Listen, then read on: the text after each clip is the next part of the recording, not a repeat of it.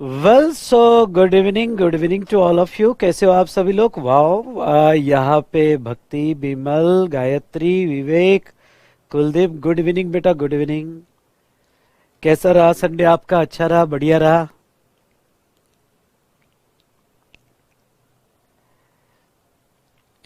चलिए। हाँ, सबसे पहले तो यहाँ सभी कनेक्ट हो जाओ और प्रेजेंट ही लगाओ फटाफट। अटेंडेंस लगाओ अपनी। Good evening, good evening. आवाज क्लियर आ रही है? सब अपनी अटेंडेंस लगाओ। क्लास आज अच्छा पढ़ना है ना? आज बहुत ही ज्यादा अच्छा पढ़ना है ना? तो अटेंडेंस लगाओ फटाफट।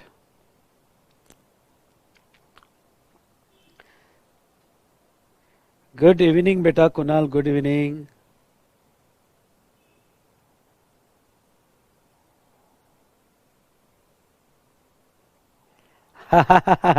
मैच थी ना, इसलिए मैंने मॉर्निंग में क्लास ले लिया। अच्छा, आज जो भी ज्वाइन हुआ है क्लास देखा है ना बेटा कल का? क्योंकि कल का क्लास नहीं देखा होगा तो आज समझ में आने को थोड़ी दिक्कत जाएगी। दिक्कत क्या, पूरी दिक्कत जाएगी। Good morning. मैंने गलती से गुड मॉर्निंग बोल दिया क्या? कल का क्लास देखा होगा तो आज समझेगा, अदरवाइज नहीं समझेगा। कल इंडिया जीत गया, पता है बेटा? ये जिसने कल का क्लास नहीं देखा होगा तो आज नहीं समझ में आएगा। तो मैं यही कहूँगा कि कल का क्लास जो है यूट्यूब पे अभी, वो कल का देख लो और ये वाला क्लास कल मॉर्निंग में देख लेना। ये भी यूट्यूब पे सो रहेगा।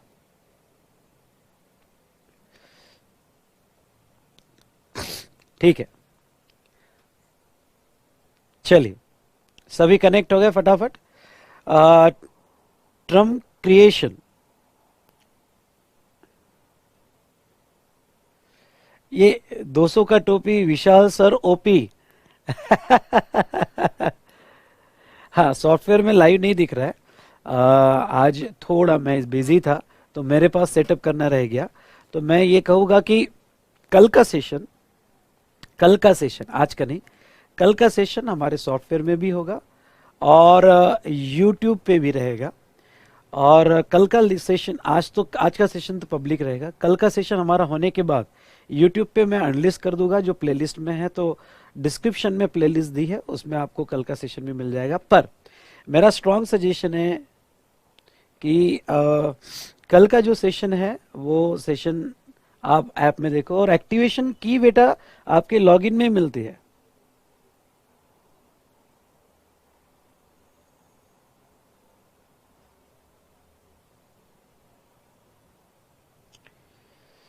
ओके, तो चलिए मैं आपको ये कहना चाहूंगा। आज अभी सभी चुपचाप सुन लीजिएगा फटाफट।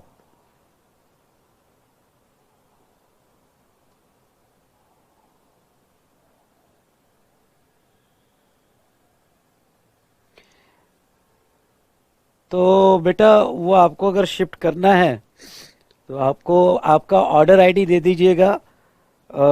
ये बैच के एंड में, मतलब क्लास के एंड में, ऑफलाइन कमेंट में आपका ऑर्डर आईडी दे दो और आप कस्टमर केयर पे कॉल कर लो।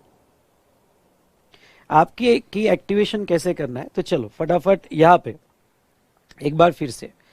अभी का लेक्चर यूट्यूब पे ही है, सॉफ्टवेयर में नहीं है। Point number one.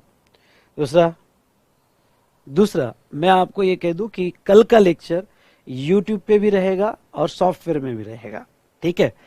पर जो भी स्टूडेंट सॉफ्टवेयर में देख पा रहे हैं वो सॉफ्टवेयर में देखेंगे, और जो स्टूडेंट नहीं देख पा रहे हैं वो यूट्यूब पे आएंगे और अपना ऑर्डर आईडी यूट्यूब पे मुझे देंगे। मेरी टीम कनेक्टेड रहेगी, आपका सब ऑर्डर आईडी लेके आपको हेल्प करेगी। ठीक है? नेक्स्ट, जो बाद में ऑनलाइन डाउनलोड या देखते हैं लेक्चर्स, तो आज के लेक्चर के डिस्क्रिप्शन में सुनिए, आज के लेक्चर्स के डिस्क्रिप्शन में लॉगिन एंड सॉफ्टवेयर इंक्रिप्शन, यानी आप डिस्क्रिप्शन देखोगे तो मैंने लॉगिन वीडियो करके दिया है, वो जरूर देख लें। वो आपको गाइड कर देगा कि किस तरह से आपने यहाँ पे सॉफ्टवेयर इंस्टॉल करना चाहिए। ओके, तो वो आपको बेटा कंप्लीटली गाइड कर देगा यहाँ पे। Just minute.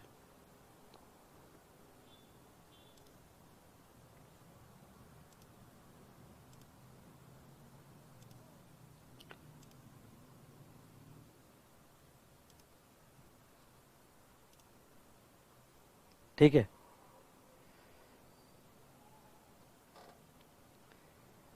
Okay okay, just a minute बेटा। आज आप डिस्क्रिप्शन में देख लीजिएगा, ठीक है। तो डिस्क्रिप्शन में मैंने वीडियो दिया है, वो वीडियो देख लीजिएगा, वो आपको हेल्प कर देगा सॉफ्टवेयर इंस्टॉल होने में। और कोई भी दिक्कत जाती है तो आप कल कस्टमर केयर को कॉल कर सकते हैं। साथ साथ में मैंने डाउट के लिए एक टेलीग्राम लिंक दी है, स्पेशल बनाई है, जो बाद में डिलीट कर दूंगा डाउट्स के लिए। तो वो डाउट अगर किसी का इंस्टॉल होने में प्रॉब्लम जा रहा है तो उस टेलीग्राम लिंक में मैसेज डाल दीजिएगा। ओके, अब वो कैसे आपने एक्टिवेट करनी चाहिए, मोबाइल पे कैसे करनी चाहिए, लैपटॉप में कैसे करनी चाहिए, सब सब सब गाइडेंस आपको दिया जाएगा। इसलिए आज का सेशन होने के बाद इस वीडियो के डिस्क्रिप्शन में लॉगिन वीडियो करके है, वही सॉफ्टवेयर सेटअप का वीडियो है, तो उसको अच्छे से देख लीजिएगा। और उसमें जो जो मैंने इंस्ट्रक्शन दी है, ट्यूटोरियल दिया है, वो सारा सब कुछ आपने देख लेना है। Done done done done done बेटा, सब उसमें दिया है। मैंने वो वीडियो देखोगे तो उसमें सब दिया है, अभी बताकर मैं टाइम वेस्ट नहीं करूंगा।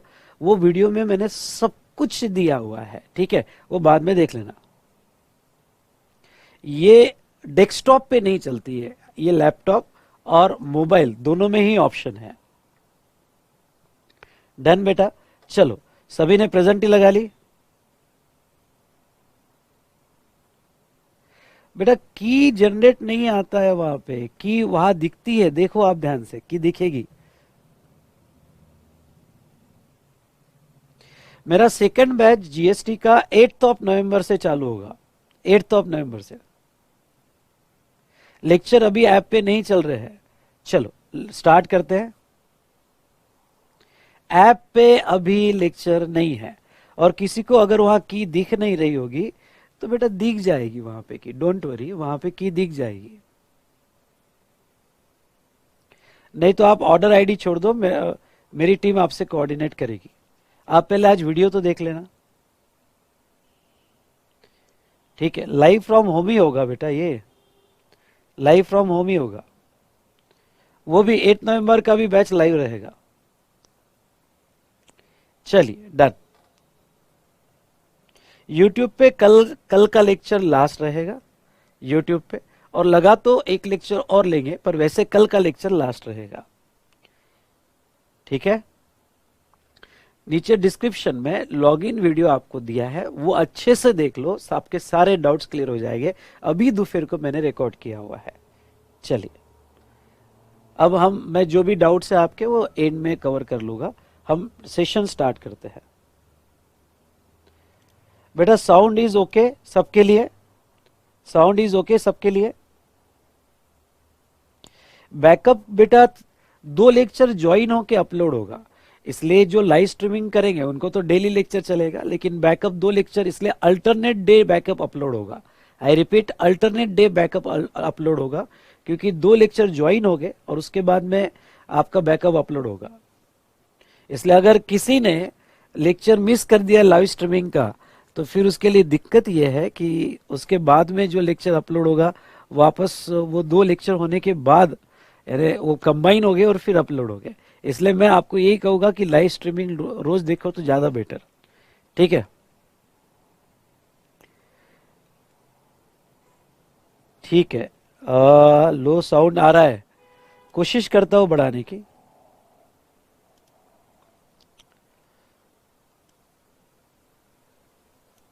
हेलो हेलो हेलो, हाँ अब आएगा क्लियर। सेकंड बैच तो बेटा 3.25 घंटे का होगा, सेकंड बैच 3.25 से 3.5 घंटे का होगा। डन। अब मैं लेक्चर स्टार्ट करता हूं, आपकी सारी इंफॉर्मेशन तो मैंने दे दी है। चलिए दोस्तों, तो हमने लास्ट सेशन में क्या देखा, फटाफट मैं रिवाइज कर देता हूं। हमने यहां पे ब्रेक के पहले क्या क्या देखा, तो हमने यहाँ पे सेशन में यहाँ देखा कि आईजीएसटी का क्रेडिट, एक बार मेरे साथ फटाफट रिवाइज कर लीजिएगा। आईजीएसटी का क्रेडिट आपको सबसे पहले जब भी क्रेडिट यूज करोगे तो सबसे पहले आपको आईजीएसटी का क्रेडिट ही यूज करना पड़ेगा। और आईजीएसटी का क्रेडिट आपको, अगर आपके आउटपुट में आईजीएसटी का पेमेंट होगा, आई रिपीट, आपके आउटपुट में आईजीएसटी का पेमेंट होगा तो उसके पेमेंट के लिए यूज करो। अगर आईजीएसटी का पेमेंट नहीं होगा तो फिर सीजीएसटी और एसजीएसटी के लिए भी यूज कर सकते हो। आईजीएसटी के पेमेंट के बाद कोई बैलेंस होगा तो फिर आप कोई भी प्रोपोर्शन में सीजीएसटी और एसजीएसटी के लिए यूज कर सकते हो। नेक्स्ट बेटा, सीजीएसटी का क्रेडिट, आईजीएसटी पूरा यूटिलाइज होने के बाद, यानी आपको आईजीएसटी पूरा यूटिलाइज कर लेना पड़ेगा। फिर जो बचा सीजीएसटी, सीजीएसटी का क्रेडिट सीजीएसटी में, फिर आईजीएसटी में, और फिर एसजीएसटी का क्रेडिट एसजीएसटी में। एसजीएसटी की जगह यूटीजीएसटी होगा तो यूटीजीएसटी का क्रेडिट यूटीजीएसटी में, और बाद में आईजीएसटी में। आईजीएसटी में आप यूज कर सकते हो। और कल मैंने जो है मदर, वाइफ और मेरा एग्जाम्पल दिया था। यहां तक सबको क्लियर है? यहां तक सबको क्लियर है? क्लियर होगा तो कहिएगा यस सर। ओके, क्लियर है? वाई वाई फटाफट टाइप कीजिएगा जितने भी स्टूडेंट कनेक्टेड है।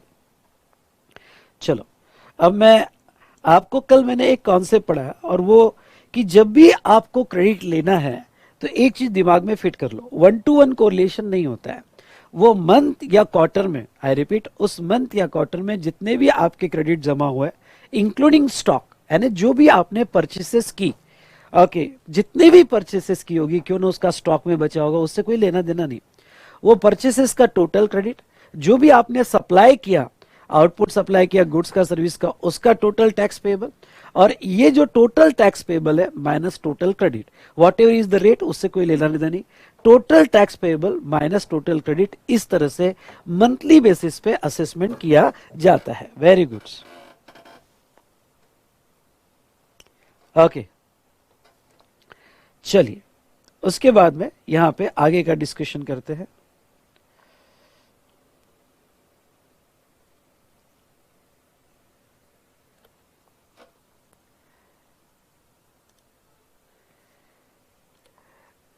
बेटा, जो भी स्टूडेंट जिसने भी ज्वाइन किया होगा अभी, और कल लेक्चर 4P1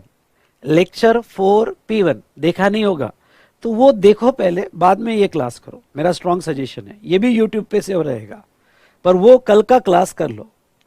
ओके, अदरवाइज ये नहीं समझ में आएगा तो वो अभी देख लो और आज का कल मॉर्निंग में देख लेना, ठीक है?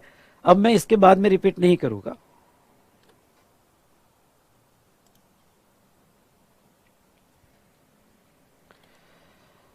चलो, अब आते हैं इस क्वेश्चन पे। एक छोटा सा क्वेश्चन है, हमारी प्रैक्टिस बुक लो और P7 और पेज नंबर जो भी होगा डाल दो। Mister Santa of Jalandhar supplied goods or services of 20,000 to Mr. Gajni of Hyderabad. SGST CGST rate 9% each. बंदा जालंधर का है ना, पंजाब, और हैदराबाद दे रहा है, ठीक है, तेलंगाना। मतलब even though CGST SGST rate दिया होगा, पर हमें वो नहीं लेना है। हमें जो लेना है आईजीएसटी रेट जो है वो लेना है। Find the following total price charge by mister Santa and who is liable to pay GST. तो चलिए लिखो, पहला सॉल्यूशन में यहां पे calculation of total price charge by mister Santa,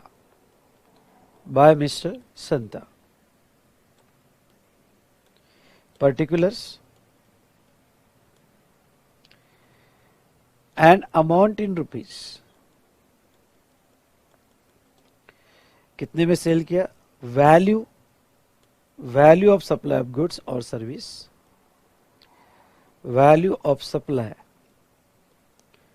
of goods और सर्विस, और वह है 20,000, ठीक है। एंड ये इंटरस्टेट सप्लाई होने की वजह से लगेगा आईजीएसटी एट द रेट 18%, यानी 20,000 इंटू 18%, 3,600। तो यहाँ पे टोटल प्राइस चार्ज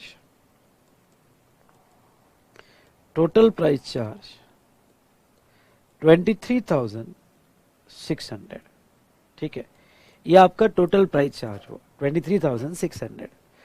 फिर who is liable to pay GST? To government. जब भी ये सवाल आएगा कि गवर्नमेंट को कौन जीएसटी देगा, तो लिखो सेकंड,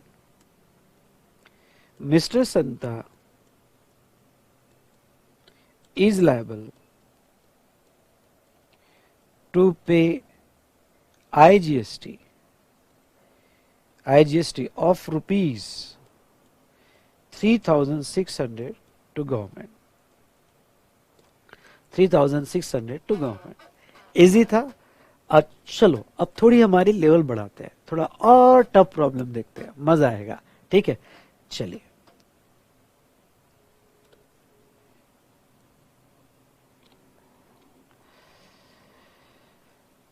P8, ठीक है। Mister Chandulal of Surat supplied goods और सर्विसेज, सूरत का है मतलब गुजरात है, of rupees 35,000 to mister Kamlesh of Ahmedabad, मतलब पहले तो इंट्रास्टेट सप्लाई हुआ, सप्लाई इंट्रास्टेट है। Mister Chandulal purchase the goods of rupees 20,000 on which IGST 1,800 is paid and purchase from mister Shah of Maharashtra, ठीक है। IGST 1,800 और महाराष्ट्र से परचेज किया। SGST CGST रेट दिया हुआ है 9% ईच, ठीक है। फाइंड द फॉलोइंग, ओके 1, 2, 3, और आपको 2 मार्क्स के लिए क्वेश्चन रहेगा। पहला, calculation of total price charge by mister Chandulal for supply of goods और सर्विसेज एट द रेट 18%। एक मिनट, मेरा सप्लाई तो इंट्रास्टेट है, आउटवर्ड सप्लाई तो इंट्रा है, इंट्रास्टेट है, ठीक है। लेकिन मेरा परचेसेस जो है वो मिस्टर शाह से है, यानी वो इनवर्ड सप्लाई जो है मेरा मिस्टर शाह से है, ओके। जो इंटरस्टेट है, चलो कोई बात नहीं, ओके। तो यहां पे पहला लिखो सॉल्यूशन में, calculation of total price charge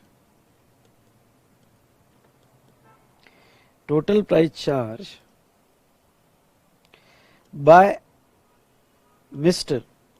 Chandulal, okay भाई निकाल लो चंदूलाल की टोटल प्राइस। आप तो इसमें अब एक्सपर्ट हो गए हो, ओके। हुए कि नहीं हुए भाई, स्मार्ट हो गए हो आप, okay. Particulars and amount in rupees, ठीक है, ओके। बताओ स्मार्ट लोगों, ओके मेरे प्यारे भाइयों बहनों, okay. Value of supply of goods और सर्विसेज, बताओ नालायको बताओ, ओके। कितनी है यहाँ पे 35,000 है, ओके। ये हुई 35, क्या लगेगा CGST SGST और IGST लगेगा, CGST एट द रेट कितना 9%, SGST एट द रेट कितना 9%, 35,000 का 9% कितना होता है, तो 9% 3150, ओके 3150। यानी बेटा आपकी टोटल प्राइस कितनी हुई, ओके। तो लिखो फर्स्ट क्लास मार्क लो, टोटल प्राइस हुई आपकी, ओके यहाँ पे 38,150, ओके 38,150 होना चाहिए, नहीं कुछ तो गड़बड़ हो गई, कुछ तो 35,000 प्लस 3150 प्लस 3150 यानी 41,000, वही तो बोला, कोई तो गड़बड़ हो गई, ओके। तो आपका हो गया 41,300, ओके। अगर ऐसा क्वेश्चन आए तो इंस्टीट्यूट से 2 आउट ऑफ 2 मार्क्स कहना, और कहना कैसा उल्लू बनाया, कैसा हमको अच्छे से आ गया, ओके। तो ये आपका टोटल प्राइस हुआ। अब सेकंड पूछा है उन्होंने, ओके। सेकंड क्या पूछा है, सेकंड पूछा है हु इज लायबल टू पे GST, लिखो ना हु इज लायबल टू पे GST, okay. Mister Chandulal is liable to pay CGST of rupees 3150 and SGST of rupees 3150, ठीक है। CGST और SGST of rupees 3150, ठीक है। तो अब यहाँ जहां तक है ये हमने दिया। तीसरा क्या पूछा, नेट GST लायबिलिटी, निकाल लेते हैं net GST liability, okay. Net GST liability, अब देखो ये नेट GST लायबिलिटी कैसे निकालनी है। जब जब आपका आईजीएसटी सीजीएसटी का फ्लेवर रहेगा तो उसको कैसे निकालना। ओके, ये फॉर्मेट अभी समझ लो, यानी इसके आगे बहुत यूज होगा। Calculation of net GST liability, net GST liability. Okay, net GST liability का हम कैलकुलेशन कर लेते हैं। ओके, अब ये नेट जीएसटी लायबिलिटी जो है इसमें पर्टिकुलर्स और यहां पे तीनों लिख लेना, यहां पे तीनों लिखना, आईजीएसटी, सीजीएसटी और एसजीएसटी। अब यहां पे तीनों लिखो। ओके, अब यहां लिखो tax on outward supply, tax on outward supply, outward supply. Okay, tax on outward supply कितना है भाई। ओके, जो होगा वो लिखेंगे, जो नहीं होगा वो नहीं लिखेंगे। आउटवर्ड सप्लाई में सीजीएसटी है, आउटवर्ड सप्लाई में एसजीएसटी है, तो फिर ठीक है। आईजीएसटी नहीं है तो डैश कर देंगे क्योंकि वो पेबल ही नहीं है। पर सर डैश करना है तो लिखना क्या हमने, बिल्कुल लिखना, एक फॉर्मेट की आदत लगाओ आप। तो आउटवर्ड सप्लाई कितना है, आउटवर्ड सप्लाई 3150। अरे ये अच्छी बात है। ओके, ये हमने लिख लिया 3150। ओके, अब उसके बाद लेस क्या लिखेंगे, less ITC, input tax credit. Okay, input tax credit और आपकी जो परचेसेस हुई ऑन इनवर्ड सप्लाई, जिसमें ओके इनर साइड में भी लिख देना आईजीएसटी, तीनों लिखना, आईजीएसटी, सीजीएसटी और एसजीएसटी। ओके, इनर साइड में भी तीनों लिख लेना, इनर कॉलम में। भाई अब इनपुट में मेरा क्या है, इनपुट में मेरी परचेस जो है वो महाराष्ट्र से है, जिसका 1800 रुपये आईजीएसटी है, तो इनर कॉलम में ही 1800 रुपये आईजीएसटी लिखना। ओके, तो मेरी एक ही परचेस है। सीजीएसटी है क्या, नहीं, नील लिखो। एसजीएसटी है क्या, नहीं, नील लिखो। और चलो अब डांस करेंगे क्या, हमने क्या पढ़ा था, क्या हमने ये पढ़ा था, फॉर्मेट बिल्कुल याद रखो, फिक्स रखना है ऐसा, आई 3 कॉलम इधर, 3 कॉलम इधर, इधर आउटपुट इधर इनपुट। अब हम क्रेडिट यूटिलाइजेशन स्टार्ट करेंगे। आर यू रेडी, यस और नो। चलो क्रेडिट यूटिलाइजेशन हमने क्या पढ़ा था, आईजीएसटी का क्रेडिट पहले आईजीएसटी में, आईजीएसटी है ही नहीं, अरे वाह अच्छी बात हो गई। आईजीएसटी का क्रेडिट आईजीएसटी में है ही नहीं, फिर आईजीएसटी का क्रेडिट सीजीएसटी और एसजीएसटी कोई भी प्रोपोर्शन में। तो अब यहाँ पे आप कोई भी प्रोपोर्शन में यूज कर सकते हो। तो चलो ये प्रॉब्लम में मैं एक काम करता हूँ, सीजीएसटी में पूरा ही यूज कर सकता हूँ, आप 50-50 भी यूज कर सकते हो, आप 70-30 भी यूज कर सकते हो, कैसा भी। तो मैंने यहाँ पे 1800 यूज कर लिया और यहाँ डैश, ठीक है, यहाँ डैश। चलिए फिर तो ये क्रेडिट है ही नहीं। ओके, यहाँ पे क्रेडिट है ही नहीं, तो नेट जीएसटी पेएबल निकाल लो, नेट जीएसटी पेएबल निकाल लो। और नेट जीएसटी पेएबल कितना आ रहा है, आईजीएसटी तो नील है, कुछ देना हमें है ही नहीं। हम 3150 माइनस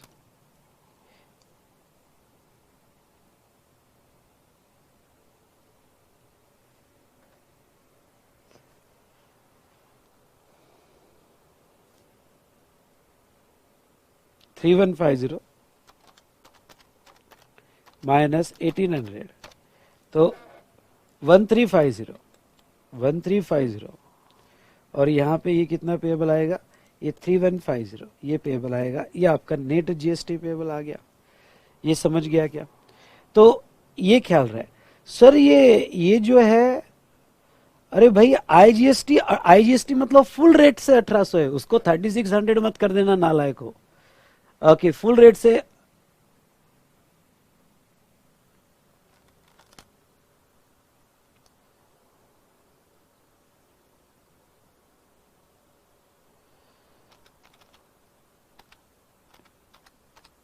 अच्छा अच्छा, हाँ एक करेक्शन कर लो, प्रॉब्लम में ही गलती है, एक करेक्शन कर लो। यहाँ पे 3600 चाहिए, यहाँ प्रॉब्लम में 3600 कर दो, और इधर हाँ थोड़ा हमें चेंज करना पड़ेगा, सॉरी मेरे से गलती हो गई।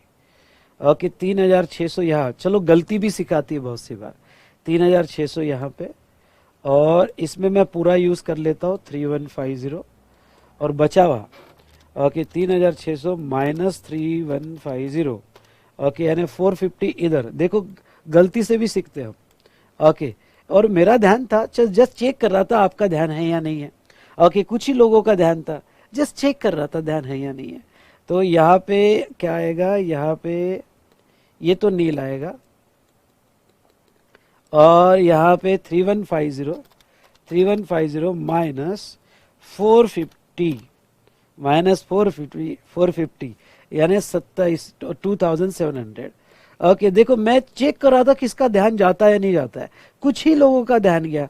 ओके, कुछ ही लोगों का ध्यान गया, बस चेक कर रहा था। ठीक है, चलिए। तो ऐसा, ये इजी लगा प्रॉब्लम? प्रॉब्लम इजी लगा? थोड़ा और एडवांस लेवल पे लेके जाओ आपको। चलिए और एडवांस लेवल पे जाते हैं।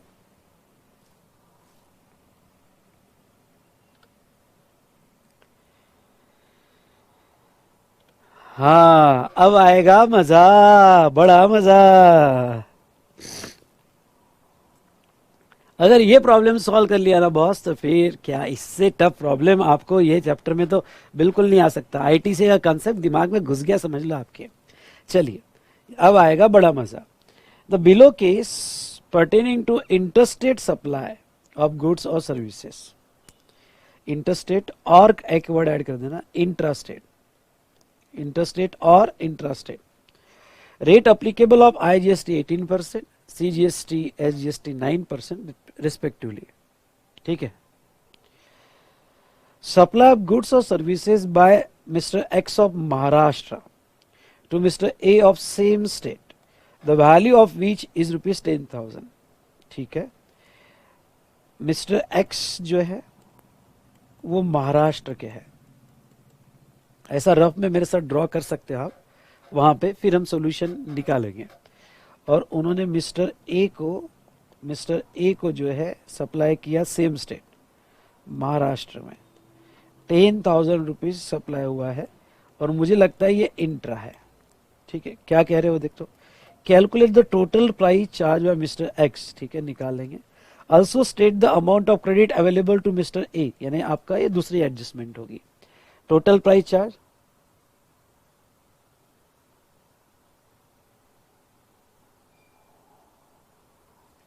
ठीक है, ये हमने देख लिया। अब आगे क्या कहते हैं देखो, assuming there is a value addition of 20%, value addition 20% है।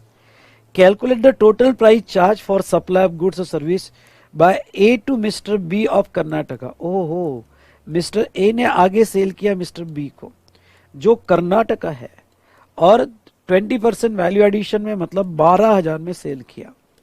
ये तो इंटरस्टेट हुआ, ये तो इंटरस्टेट हुआ, तो उसकी भी प्राइस निकालो, कैलकुलेट, यानी तीसरी एडजस्टमेंट हमारी ये होगी, 1 2 3 एडजस्टमेंट होगी। On the basis of working above to question compute IGST payable to government by mister A, यानी मिस्टर ए की नेट लायबिलिटी निकालो। ए का इनपुट है, ए का आउटपुट है, तो इसकी नेट लायबिलिटी निकालो, कितना पेबल आएगा। चलो, यानी ये net liability of mister A, यानी ये चौथी वर्किंग नोट होगी हमारी। Next, assuming a further value addition at the rate 20%,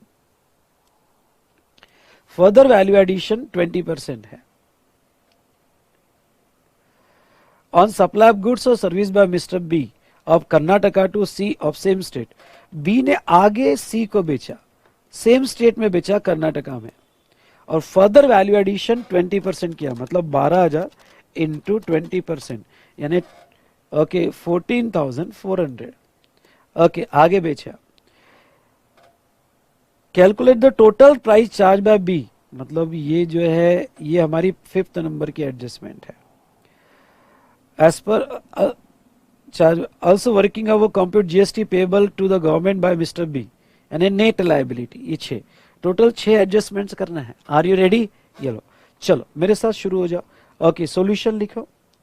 okay, solution लिखो, पेज नंबर डाल दो P9।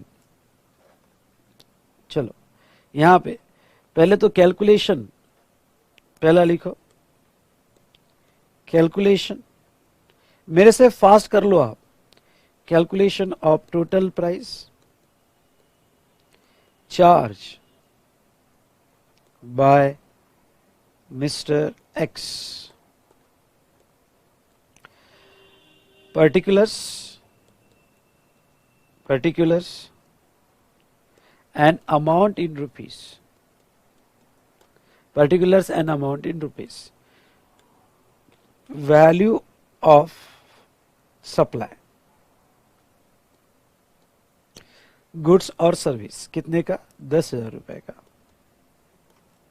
ये इंटरस्टेट है इसलिए CGST @9%, SGST @9%, यानी 900 रुपये 900 रुपये। तो यहाँ पे 11,800 is the total price charge. ये हुई टोटल प्राइस चार्ज। चलो इसके मार्क्स स्कोर कर लो, आपको 1 मार्क मिल गया। अब सेकंड क्या पूछा, state the credit available to A. अब माल ए ने खरीदा तो ए को कितना क्रेडिट मिलेगा, 900 एंड 900। सेकंड लिखो यहाँ पे, ये तो फर्स्ट हो गया। अब सेकंड लिखो, amount of ITC available, amount of ITC available to Mr. A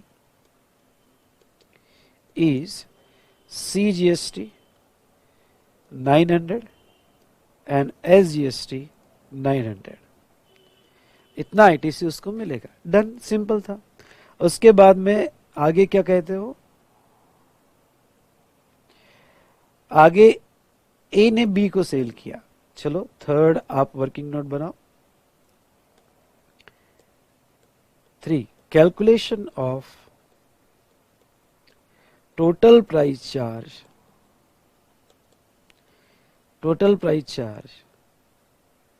bye mister A to mister B, particulars and amount in rupees। कितने में बेचा, वैल्यू एडिशन 2 है, मतलब वैल्यू ऑफ सप्लाई 10,000 प्लस 2,000, यानी ये हो गया 12,000 में बेचा। क्या लगेगा बेटा, IGST। क्या लगेगा, IGST @ कितना, 18%। तो 12,000 इंटू 18%, 2160 ये IGST लग जाएगा, यानी 14,160 आपकी टोटल प्राइस होगी। ओहो, ओके, ये तो आपकी टोटल प्राइस हो गई। ओके चलो, इसके भी मार्क्स ले लिया आपने। आगे क्या कहते हैं, on the basis of working about 2 questions compute IGST payable to the government. Net IGST निकालना है, तो अब लिखो फोर्थ, कैलकुलेशन ऑफ, चलो फोर्थ लिखो मेरे साथ फटाफट, calculation of net GST payable, net GST payable to government by mister A. चलिए फॉर्मेट बिल्कुल वैसा ही रखना, पर्टिकुलर्स आपका फॉर्मेट वैसे रखना, पहले IGST फिर CGST और फिर SGST। ठीक है, फॉर्मेट वैसे ही रखा आपने। फिर आपने आगे क्या करना है, टैक्स ऑन आउटवर्ड सप्लाई, जो आपका आउटवर्ड सप्लाई पे टैक्स है कितना है भाई, मिस्टर ए का आउटवर्ड सप्लाई IGST है और IGST में 2160 का टैक्स है। CGST नहीं है, SGST नहीं है। ओके, CGST नहीं है, SGST नहीं है, ठीक है। लेस क्या बेटा, तो less ITC on inward supply, उसने कुछ परचेज किया होगा उसका ITC। तो यहाँ पे भी 3 लिख के रख दो, IGST, CGST और SGST। हाँ, तो उसने परचेस किया था एक्स से परचेस करते वक्त क्या लग के आया, CGST और SGST लग के आया, कोई बात नहीं। तो IGST नील है, कोई लगा नहीं, CGST लगा 900, SGST लगा 900। ओके, 900। चलो अब यूटिलाइजेशन स्टार्ट करोगे, मैं आपको टाइम देता हूँ, आप यूटिलाइजेशन स्टार्ट करो और फिर मैं लिखूंगा, देखने टैली करना कि वो मैच हो रहा है या नहीं हो रहा है।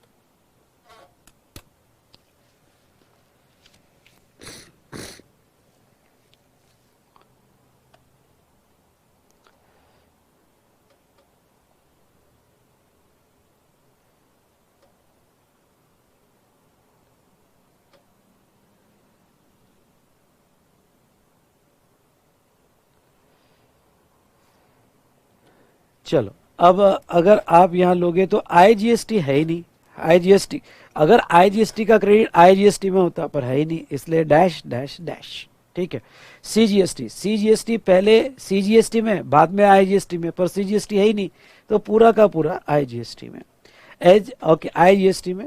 और यहाँ क्रॉस मतलब कि एसजीएसटी में यूज नहीं होगा।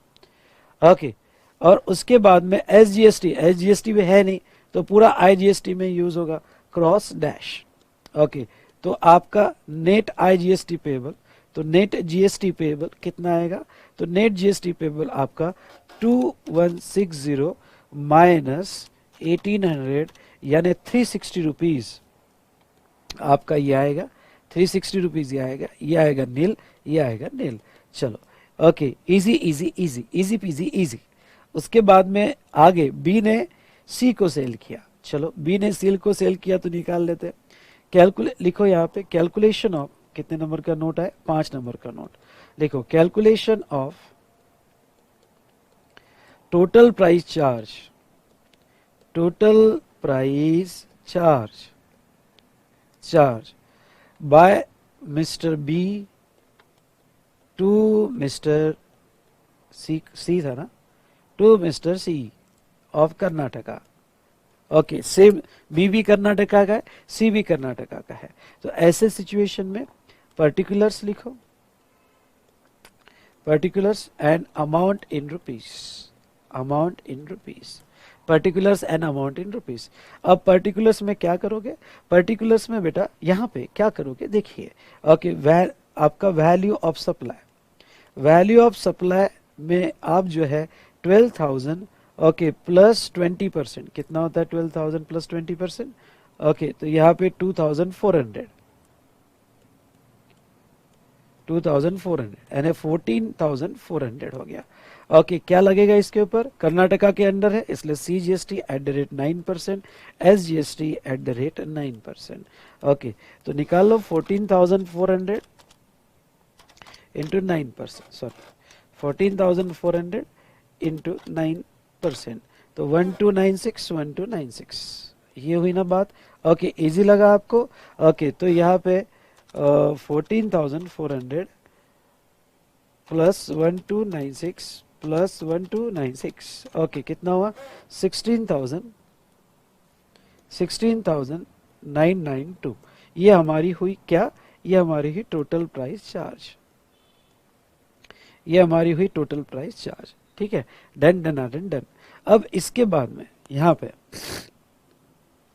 हाँ टोटल प्राइस चार्ज ये हमारी हो गई।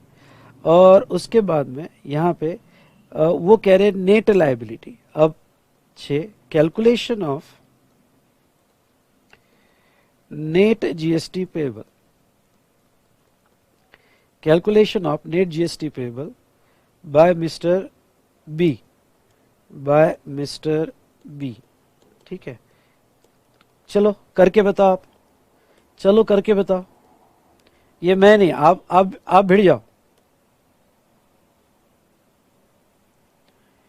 आप भिड़ जाओ फटाफट, मैं नहीं करूंगा। कैसा फॉर्मेट बनाना है, पर्टिकुलर्स आईजीएसटी, सीजीएसटी, एसजीएसटी लिख, तो तीनों लिख लेना भाई, जो है वो डालेंगे। Tax on outward supply, tax on outward supply, outward supply तो कौन सा टैक्स है, सीजीएसटी और एसजीएसटी। 1296 लेस क्या बेटा, आईटीसी, लेस आईटीसी। आईटीसी में मेरे पास क्या है, आईटीसी में मेरे पास क्या है, मेरे पास आईटीसी में आईजीएसटी है। मैं लिखूंगा तो तीनों भी, आईजीएसटी, सीजीएसटी और एसजीएसटी। आईजीएसटी मेरे पास कितना है 2160 ये है। ओके 2160 है। उसके बाद में सीजीएसटी नील है, एसजीएसटी नील है।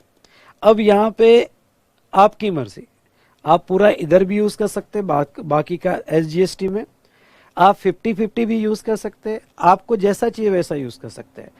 आंसर यहाँ पे सबका चेंज होगा, यहाँ पे आंसर सबका चेंज होगा, पॉसिबिलिटी है, इसलिए यहाँ पे मैं 50-50 यूज करता हूँ। आपने पूरा भी यूज कर लिया होगा, पर मैं 50-50 यूज करता हूँ। ठीक है, तो ऐसे सिचुएशन में यहाँ पे मैं 50-50 यानी 2160 डिवाइडेड बाय 2 यानी ये प्रॉब्लम है 1080, क्योंकि मैं कोई भी रेशियो में यूज कर सकता हूँ। आपका मेरा आंसर चेंज हो सकता है। ठीक है, ये मैंने यूज कर लिया, यहाँ पे ओके यूज नहीं होगा, ओके कोई बैलेंस ही नहीं है, तो नेट जीएसटी पेबल आपका मेरा आंसर अलग अलग आ सकता है। ठीक है, ये जानबूझ के कर रहा हूँ सो दैट आपको समझना चाहिए। तो 1296 माइनस 1080, तो आपका 216 और 216 ये आपका जो है ओके यहाँ पे लायबिलिटी होगी, 216 लायबिलिटी होगी। चलिए 6 आउट ऑफ 6 मार्क्स, इजी लगा? Easy easy easy easy easy easy लगा आपको? यस और नो? आप एग्जाम में, मैं आपको एक बात कह दूं, आप एग्जाम में जो है कोई भी रेशियो में यूज कर सकते हो। 50-50 यूज कर मतलब जनरली दो रेशियो यूज करती है, जनरली 50-50 या फिर पूरा इधर बचा हुआ इधर। तो ये दो मेथड यूज कर लेना, अदरवाइज तो आप कोई भी रेशियो में यूज कर सकते हो, आप पे कोई रिस्ट्रिक्शन नहीं है। ये इंस्टीट्यूट समझती है सबसे हार्ड प्रॉब्लम है। हाँ, ये इंस्टीट्यूट समझती है सबसे हार्ड प्रॉब्लम है। क्या आपको हार्ड लगा? नहीं। ओके आपको हार्ड इसलिए नहीं लगा, ओके आपको बहुत इजी लगा। क्यों नहीं लगा हार्ड? क्योंकि आपको वैसा पढ़ाया गया है। Just kidding. ओके नाउ इस तरह से आप कोई भी रेशियो में यूज कर सकते हो। अगर कोई जीएसटी प्रैक्टिस कर रहा होगा तो लॉ ये कहता है कि कोई भी रेशियो में यूज कर सकते हो, पर जीएसटी प्रैक्टिस में पहले वो सीजीएसटी पोर्टल पे अगर किसी ने काम किया होगा तो हो सकता है कि वो पहले सीजीएसटी में यूज कर ले, बाद में एसजीएसटी में, अगर पोर्टल पे किसी ने काम किया होगा। लेकिन मैं एज पर लॉ आपको समझाऊंगा। चलिए डन डन डन डन, ये हुई ना बात। ओके यहां पे हमने ये प्रॉब्लम सॉल्व किया।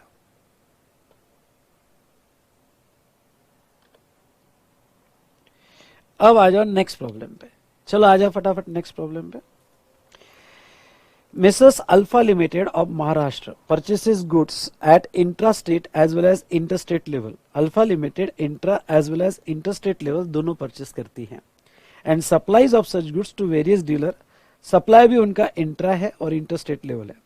Details of balance in electronic credit ledger and electronic liability register as follows. मतलब क्या? मतलब उन्होंने डायरेक्ट टैक्स दे दिया है। आई रिपीट, उन्होंने डायरेक्ट यहाँ पे टैक्स दे दिया है, यानी वैल्यू भी नहीं, डायरेक्ट टैक्स अमाउंट दे दिया है। इलेक्ट्रॉनिक क्रेडिट लेजर मतलब आपका आईटीसी, और लाइबिलिटी रजिस्टर मतलब आपका आउटपुट टैक्स। यह भी सिर्फ लिख लो, आपका आउटपुट टैक्स, ये वर्ड्स में बाद में समझाऊंगा।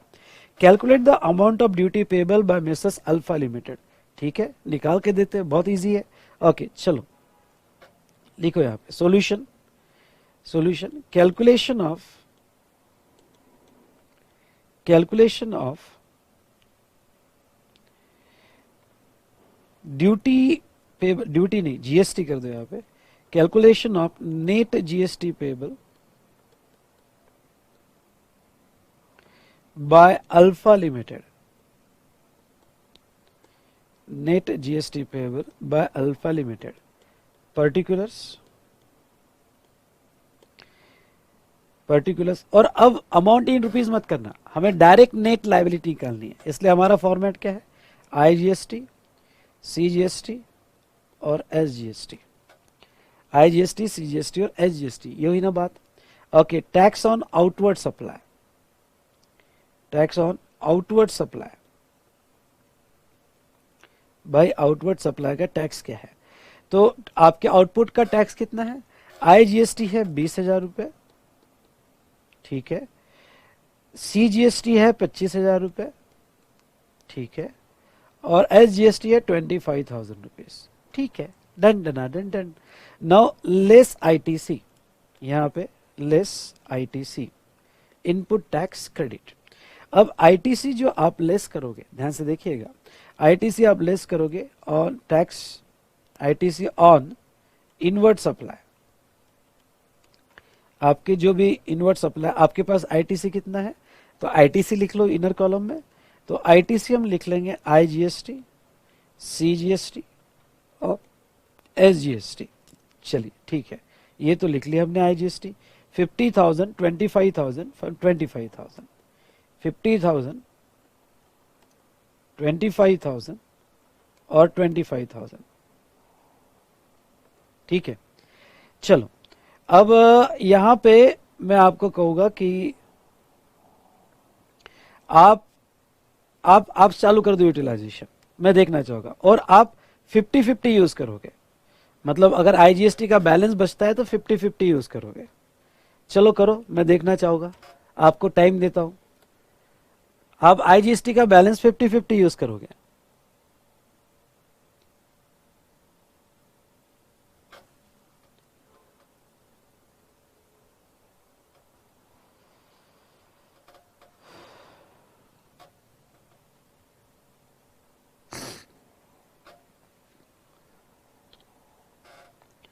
हो गया आपका? यहां मैं 20,000 पूरा, पहले पहले तो मैं आईजीएसटी खत्म करूंगा, क्योंकि लॉ कहता है कि आईजीएसटी का क्रेडिट पहले यूज करो आईजीएसटी में, पहले उसको खत्म करो। यहाँ यूज हो गया 20,000, और यहाँ 12,500, और यहाँ पे 12,500। 50-50 यूज कर रहा हूं। आप इधर 20 इधर, नील इधर, 25 इधर, नील इधर, आपको जैसा चाहे वैसा आप यूज कर सकते हो। उसके बाद में सीजीएसटी, सीजीएसटी का क्रेडिट सीजीएसटी में। तो अब मुझे कितना चाहिए, 12,500 ही चाहिए। तो ठीक है, मैंने 12,500 यूज कर लिया इधर, ओके, क्योंकि उतना ही चाहिए। बाकी एसजीएसटी में यूज नहीं कर सकता, और आईजीएसटी में जरूरत नहीं है, आईजीएसटी में जरूरत नहीं है। एसजीएसटी, एसजीएसटी का क्रेडिट पहले मुझे कितना चाहिए, 12,500, वो ले लिया, 12,500 वो ले लिया। और उसके बाद में यहाँ पे तो यूज नहीं कर सकता, यहाँ की मुझे रिक्वायरमेंट नहीं है। मतलब क्या, मतलब मेरा net GST payable, net GST payable, और मेरा नेट जीएसटी पेबल नील, नील और नील आएगा। ओके, नील नील नील। ओके, नील नितिन मुकेश।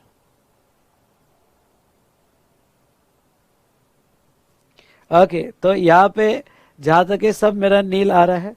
अब मेरे पास एक्सेस बैलेंस किसका है बेटा, ये 25,000 में का मेरा सिर्फ 12,500 यूज हुआ, और ये 25,000 का मेरा 12,500 यूज हुआ। मतलब मेरे पास एक्सेस बैलेंस जो है,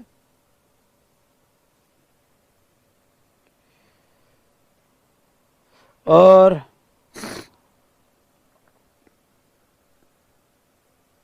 एक मिनट, एक मिनट, मेरी गलती हो गई, गलती हो गई बेटा, गलती हो गई, गलती हो गई, मेरी गलती हो गई। ये 15,000 चाहिए, गलती होगी, गलती होगी, सॉरी सॉरी।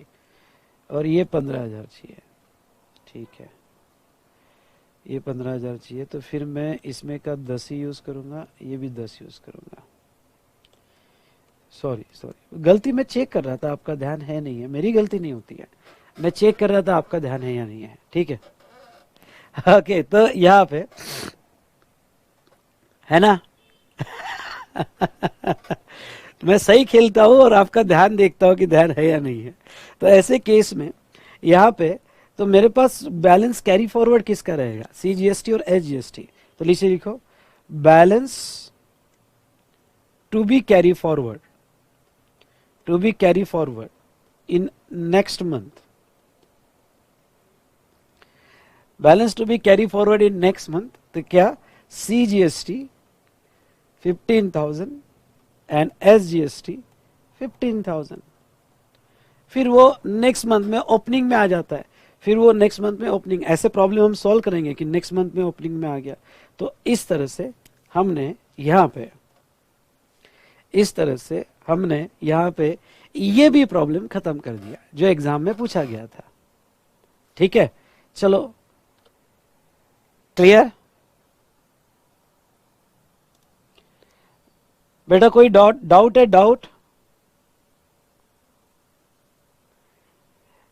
नहीं सुमिल, ये दोगलापन कहाँ पे है बेटा?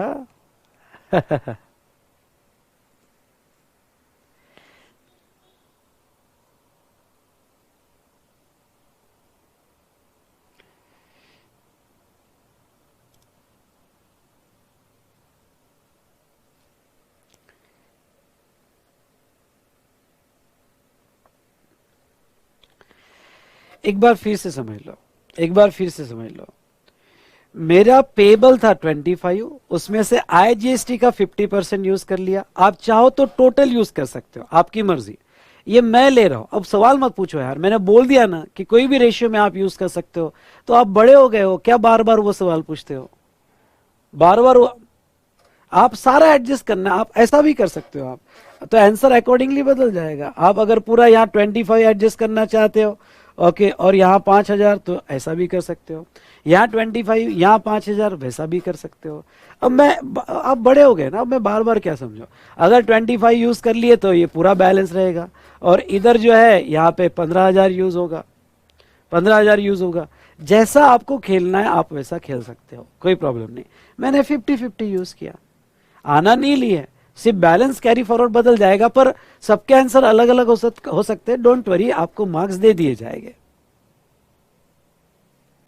ओके, और ये जो दो वर्ड्स है, इलेक्ट्रॉनिक क्रेडिट लेजर और लाइब्रेरी रजिस्टर, ये अभी नहीं समझा होगा, इसके लिए कंप्लीट एक चैप्टर है, वो चैप्टर में मैं यहाँ पे कवर करूंगा, वो चैप्टर में मैं यहाँ पे कवर करूंगा। डन। तो अब वो आपकी मर्जी, आपको जो रेशियो में यूज करना है करो बेटा, बैलेंस आपकी मर्जी। मैं, अब आप बड़े हो गए हो, छोटे नहीं रहे हो, ओके, इसलिए मैं फालतू वो चीज को यहाँ पे स्ट्रेच नहीं करूंगा। डन।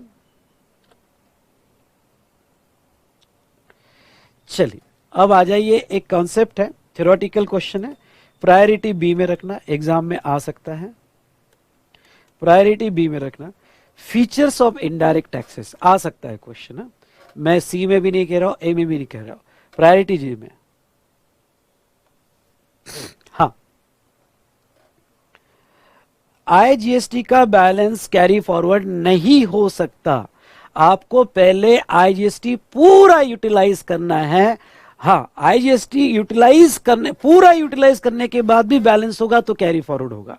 लॉ ये कहता है first utilize IGST fully and then shift to CGST and SGST, then shift to CGST and SGST. हाँ, आईजीएसटी इतना ज्यादा है कि पूरा आपका ये कंज्यूम कर लेता है तो कैरी फॉरवर्ड होगा। लेकिन अगर आप सीजीएसटी और एसजीएसटी की यूटिलाइजेशन पे नहीं आ सकते जब तक पूरा आईजीएसटी आप यूज नहीं करते हो। हमने लिखा ना फर्स्ट यूटिलाइज फुल्ली आईजीएसटी, नालायक को लिखा है ना हमने, अगर आप देखोगे तो हमने यहाँ पे लिखा है okay, after full utilization of IGST then you can shift to CGST and SGST. Okay, आपको आईजीएसटी तो पूरा यूज कर लेना पड़ेगा। अब वही बहुत ज्यादा है तो फिर ठीक है, फिर कैरी फॉरवर्ड होगा, फिर कैरी फॉरवर्ड होगा। ठीक है, done done done done.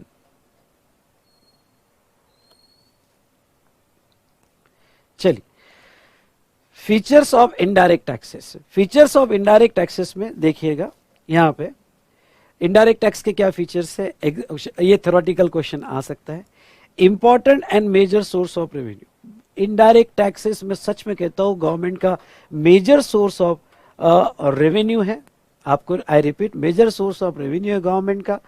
Okay, एक बेगर भी, एक बच्चा भी यहाँ टैक्स देता है।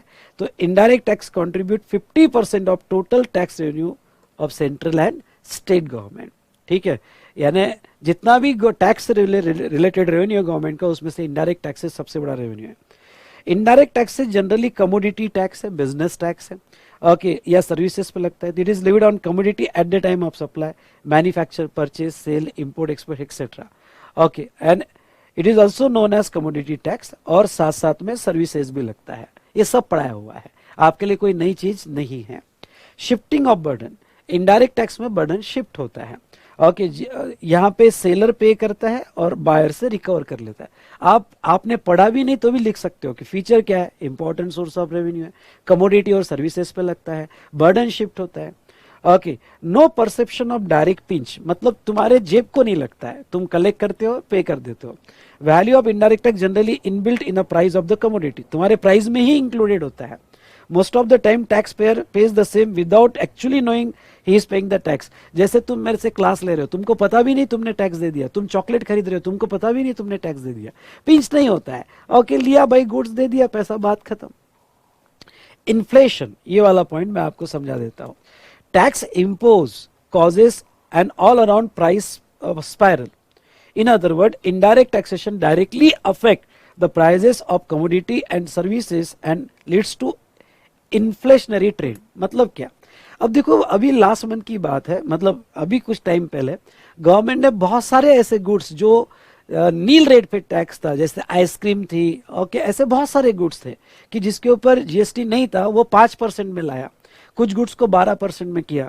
मतलब बहुत सी बार इन्फ्लेशन को मैनेज करने के लिए इनडायरेक्ट टैक्स का पॉलिसी के यानी इनडायरेक्ट टैक्स को यूज किया जाता है। जैसे जैसे कोई प्रोडक्ट की प्राइजेस बढ़ रही है और यहाँ पे रिसेशन आ रहा है, क्योंकि प्राइजेस बढ़ने की वजह से रिसेशन आ रहा है, तो गवर्नमेंट क्या करती है, टैक्स कम कर देती है सो दैट डिमांड बढ़ जाए। या फिर बहुत डिमांड आ रही है तो गवर्नमेंट टैक्स बढ़ा देती है, इन्फ्लेशन क्रिएट करती है। तो गवर्नमेंट ऑलवेज ये टूल अपने पास रखती है, टैक्स बढ़ाना कम करना, टैक्स बढ़ाना कम करना, सो दैट कि इन्फ्लेशन को मैनेज किया जाए। वाइडर टैक्स बेट, बिल्कुल, ओके, बहुत सारे प्रोडक्ट और सर्विसेज, मेजॉरिटी ऑफ प्रोडक्ट और सर्विसेज अभी जीएसटी में है। ओके, मेजॉरिटी ऑफ प्रोडक्ट और सर्विसेज अभी जीएसटी में है। Next, promote social welfare. Okay, promote social welfare, read करता हूं फिर समझा देता हूं। High taxes are impose on consumption of harmful product, okay, such as alcoholic product and tobacco product. जैसे अब समझ लो गवर्नमेंट चाहती है कि भाई टोबैको पे लोगों ने कंज्यूम नहीं करना चाहिए, तो अब अल्कोहल कंज्यूम नहीं करना चाहिए, तो जीएसटी बहुत ज्यादा लगा देती है, जैसे 28% वगैरह ऐसा जीएसटी लगा देगी, हेवी टैक्स बर्डन लगा देगी। सो दैट यहाँ पे क्या हो गया, सोशल वेलफेयर प्रमोट हो जाता है कि देखो भाई हमने इतना हेवी टैक्स लगा दिया अल्कोहल पे या टोबैको पे, तो वो केस में अब लोग कंज्यूम कम करेंगे।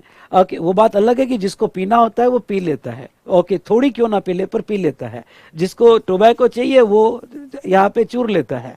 तो ऐसे सिचुएशन में जहां तक देखा जाए, ओके, यहाँ गवर्नमेंट अपने तरफ से कोशिश करती है हेवी टैक्स लगा के टोबैको अल्कोहलिक प्रोडक्ट पे, लेकिन आपको एक बात बता देना चाहूंगा कि even though government heavy tax लगा रही है, ओके, पर लोग जिसको यहाँ पे लेना है तो वो ले गई, तो ऐसे केस में पर सोशल वेलफेयर को प्रमोट करती है। ओके, नहीं, मैं जीएसटी नहीं पढ़ा रहा हूं, ख्याल रहे, मैं जीएसटी नहीं पढ़ा रहा हूं, मैं इनडायरेक्ट टैक्सेस पढ़ा रहा हूं। ओके, मैं इनडायरेक्ट टैक्सेस पढ़ा रहा हूं। थोड़ा आपके दिमाग में ये क्वेश्चन आएगा कि सर अल्कोहलिक लिकर पे तो जीएसटी लगता नहीं है, ये मैं आगे पढ़ाने वाला हूं, अल्कोहलिक लिकर पे तो जीएसटी लगता नहीं है। भाई मैं जीएसटी थोड़ी पढ़ा, मैं ये पढ़ा रहा हूँ फीचर्स ऑफ जीएसटी ना, भाई मैं फीचर्स ऑफ इनडायरेक्ट टैक्स पढ़ा रहा हूँ। इनडायरेक्ट टैक्स में तो एक्साइज भी आता है, इनडायरेक्ट टैक्स में वैट भी आता है, इनडायरेक्ट टैक्स में सारे टैक्सेस आते हैं, मैं इनडायरेक्ट टैक्स के फीचर्स बता रहा हूँ। ठीक है, रिग्रेसिव इन नेचर ये भी हो गया हमारा। ओके, कि भाई रिच और पुअर क्लास पे सेम बर्डन आता है। मतलब क्या, आज बिस्किट अंबानी खरीदे या आज बिस्किट छोटा बच्चा खरीदे या बेगर खरीदे, सेम बर्डन आता है। ओके, तो और वो डिस्पेरिटीज बढ़ाता है बिटवीन रिच एंड पुअर। क्यों? क्योंकि आज अमीर आदमी को फर्क नहीं पड़ता है, आज अमीर आदमी को फर्क नहीं पड़ता है थोड़ा सा टैक्स बढ़ गया तो, पर आज गरीब आदमी को फर्क पड़ता है। तो गरीब आदमी के जेब से ज्यादा जाता है और कि अमीर आदमी के जेब से गया भी तो फर्क नहीं पड़ता है। तो एक तरह का मिडिल क्लास में, लोअर मिडिल क्लास में रिग्रेशन तैयार होता है। तो ये आपने टोटल यहाँ पे 8 पॉइंट्स याद रखना है, एग्जाम में लिखना है बॉस, और मार्क्स ले लेना है। ओके, चलो मेरे साथ एक बार फिर से पॉइंट वाइज मैनर में याद रखना। Important source of revenue, title याद रखो तो अंदर का कंटेंट याद आ जाएगा। गुड्स कमोडिटी और गुड्स पे लगता है, बर्डन शिफ्ट होता है, ओके, डायरेक्टली पिंच नहीं करेगा, उसके बाद में इन्फ्लेशन को कंट्रोल करता है, उसके बाद में वाइडर टैक्स बेस है, सोशल वेलफेयर कंट्रोल करता है, जो हार्मफुल प्रोडक्ट है उसके ऊपर हेवी बर्डन टैक्स लगा के, और उसके बाद में रिग्रेसिव इन नेचर है। चलिए, ओके, ये सब कुछ मैं आपको पढ़ा चुका हूं, इसलिए इसमें पढ़ाने जैसा और कुछ भी नहीं है। चलो डन।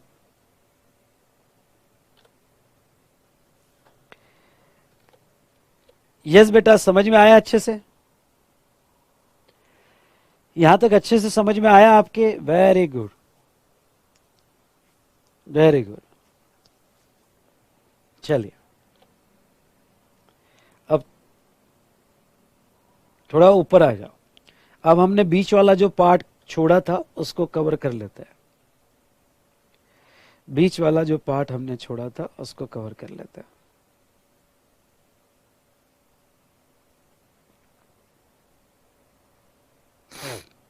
हाँ, ये यहाँ पे आ जाओ, ये दिखेगा आपको, थोड़ा पेज पीछे गया तो ये हमने जो आईजीएसटी वगैरह पढ़ा था, ये कस्टम वाली डायग्राम, उसके नीचे आ जाओ, कॉन्स्टिट्यूशनल अमेंडमेंट फॉर जीएसटी। ये सभी आ गए ये पेज पे, सभी आ गए ये पेज पे, बोलो फटाफट।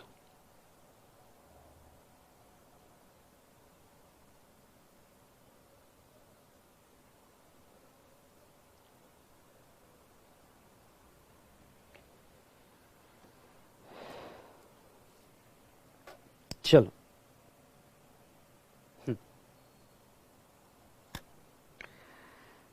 थोड़ा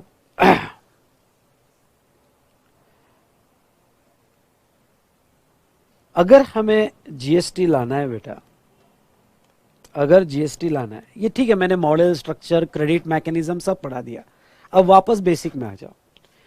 हमें जीएसटी लाना है तो हमें कॉन्स्टिट्यूशनल अमेंडमेंट करनी पड़ी। कॉन्स्टिट्यूशनल अमेंडमेंट्स हमें करनी पड़ी। क्यों? क्योंकि डायरेक्ट एंट्री कॉन्स्टिट्यूशन में नहीं थी, डायरेक्ट एंट्री नहीं थी कॉन्स्टिट्यूशन में। एग्जाम्पल के तौर पे थोड़ा अगर आप आगे बढ़ते हो तो आपको इस तरह का एक डायग्राम दिखेगा, चार्ट दिखेगा, जिसमें आर्टिकल 246 है। जैसे आपको याद होगा तो मैंने आर्टिकल 265 पढ़ाया था, ओके, आर्टिकल 245 पढ़ाया था। आर्टिकल 265 कहता है कि ओके, आपको टैक्स लगाना है तो लॉ होना जरूरी है, और आर्टिकल 245 कहता है कि पार्लियामेंट पूरे देश का लॉ बना सकती है, यानी इंडिया का लॉ बना सकती है, और लेजिस्लेचर ऑफ स्टेट मतलब क्या, विधानसभा, ये स्टेट का लॉ बना सकती है। ओके, अब हम देखेंगे आर्टिकल 246, और आर्टिकल 246 में अगर आपको पता होगा, या डेफिनेटली अभी तक आपको फैकल्टीज ने पढ़ाया होगा या आपने फाउंडेशन में पढ़ा होगा। ओके, आर्टिकल 246 में शेड्यूल 7 है, और इस शेड्यूल 7 में 3 लिस्ट दी है। List 1 called as union list, list 2 called as state list, और list 3 called as concurrent list. पहले तो मुझे ये बताओ कि आपको पता है क्या है, 3 लिस्ट है आर्टिकल 246 में, ये 3 लिस्ट है, क्या आपको पता है? यस और नो मुझे आंसर दो यहां पे।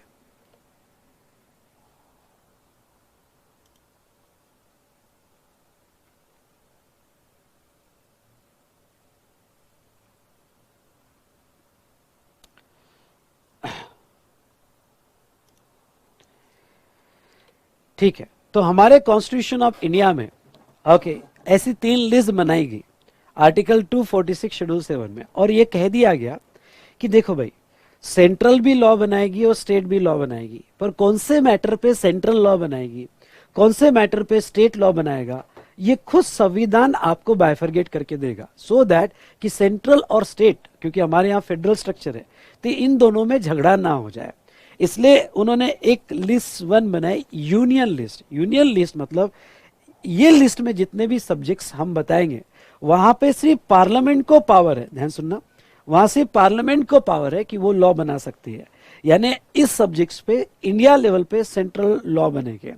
उसके बाद में लिस्ट 2, लिस्ट 2 में लेजिस्लेचर ऑफ स्टेट, यानी लिस्ट 2 में हम सब्जेक्ट्स देंगे, झगड़ना नहीं है आपको, सेंट्रल वालों देख लो, आपके लिए लिस्ट 1 बनाएंगे, ओके, स्टेट वालों आपके लिए लिस्ट 2 बनाएंगे। आप इस सब्जेक्ट पे लॉ बनाना, आपने इस सब्जेक्ट पे लॉ बनाना। और एक थर्ड लिस्ट है जिसमें दोनों भी, यानी कुछ सब्जेक्ट्स ऐसे हैं जिसपे दोनों भी ओके यहाँ लॉ बनाएंगे, जैसे एजुकेशन, एजुकेशन में स्टेट बोर्ड भी है, सेंट्रल बोर्ड भी है, ओके, तो यहाँ दोनों गवर्नमेंट, फॉरेस्ट है, टेररिज्म है, कि यहाँ दोनों गवर्नमेंट अपना लॉ बनाती है। चलिए अब थोड़ा हम लिस्ट 1 में आएंगे, सो कम ऑन यहाँ देखिएगा, अब थोड़ा हम लिस्ट 1 में आएंगे। लिस्ट 1 में ऐसे 97 एंट्रीज दी है, कितनी एंट्रीज दी है? 97 एंट्रीज दी है, जिसके ऊपर यहाँ पे सेंट्रल लॉ बना सकती है, और अगर सेंट्रल गवर्नमेंट ने लॉ बनाया तो पूरा control mechanism, revenue, administration central का होगा, और पूरे इंडिया पे वो लॉ लागू होगा। लिस्ट 2 में भी ऐसी कुछ एंट्री लिस्ट दी है उन्होंने, उस सब्जेक्ट्स पे सिर्फ स्टेट लॉ बनाएगा। और लिस्ट 3, ओके, लिस्ट 3 कुछ ऐसे सब्जेक्ट्स है जिसपे दोनों गवर्नमेंट लॉ बनाएगी, ओके, यानी सेंट्रल, टेररिज्म में सेंट्रल लॉ भी है, टेररिज्म में स्टेट लॉ भी है, ओके, एजुकेशन है, फॉरेस्ट है, मैंने यहाँ कुछ एग्जाम्पल्स लिए हैं, ओके, एग्जाम्पल्स ली है। चलिए अब मैं थोड़ा और कॉन्सेप्ट को आगे बढ़ाता हूँ, और क्या, अब मैंने सारी एंट्रीज नहीं ली है, जो मुझे रिक्वायर्ड एंट्रीज है वो मैंने यहाँ पे ली है हमारे समझने के लिए। जैसे जैसे income tax act central law है, कस्टम्स सेंट्रल लॉ है, तो इनकम टैक्स हुआ, कस्टम्स हुआ, ये सेंट्रल लॉ बनाएगी, स्टेट नहीं बनाएगी, ठीक है। अब हमारे सामने सब्जेक्ट था जीएसटी का। जीएसटी कौन से लिस्ट में आएगा?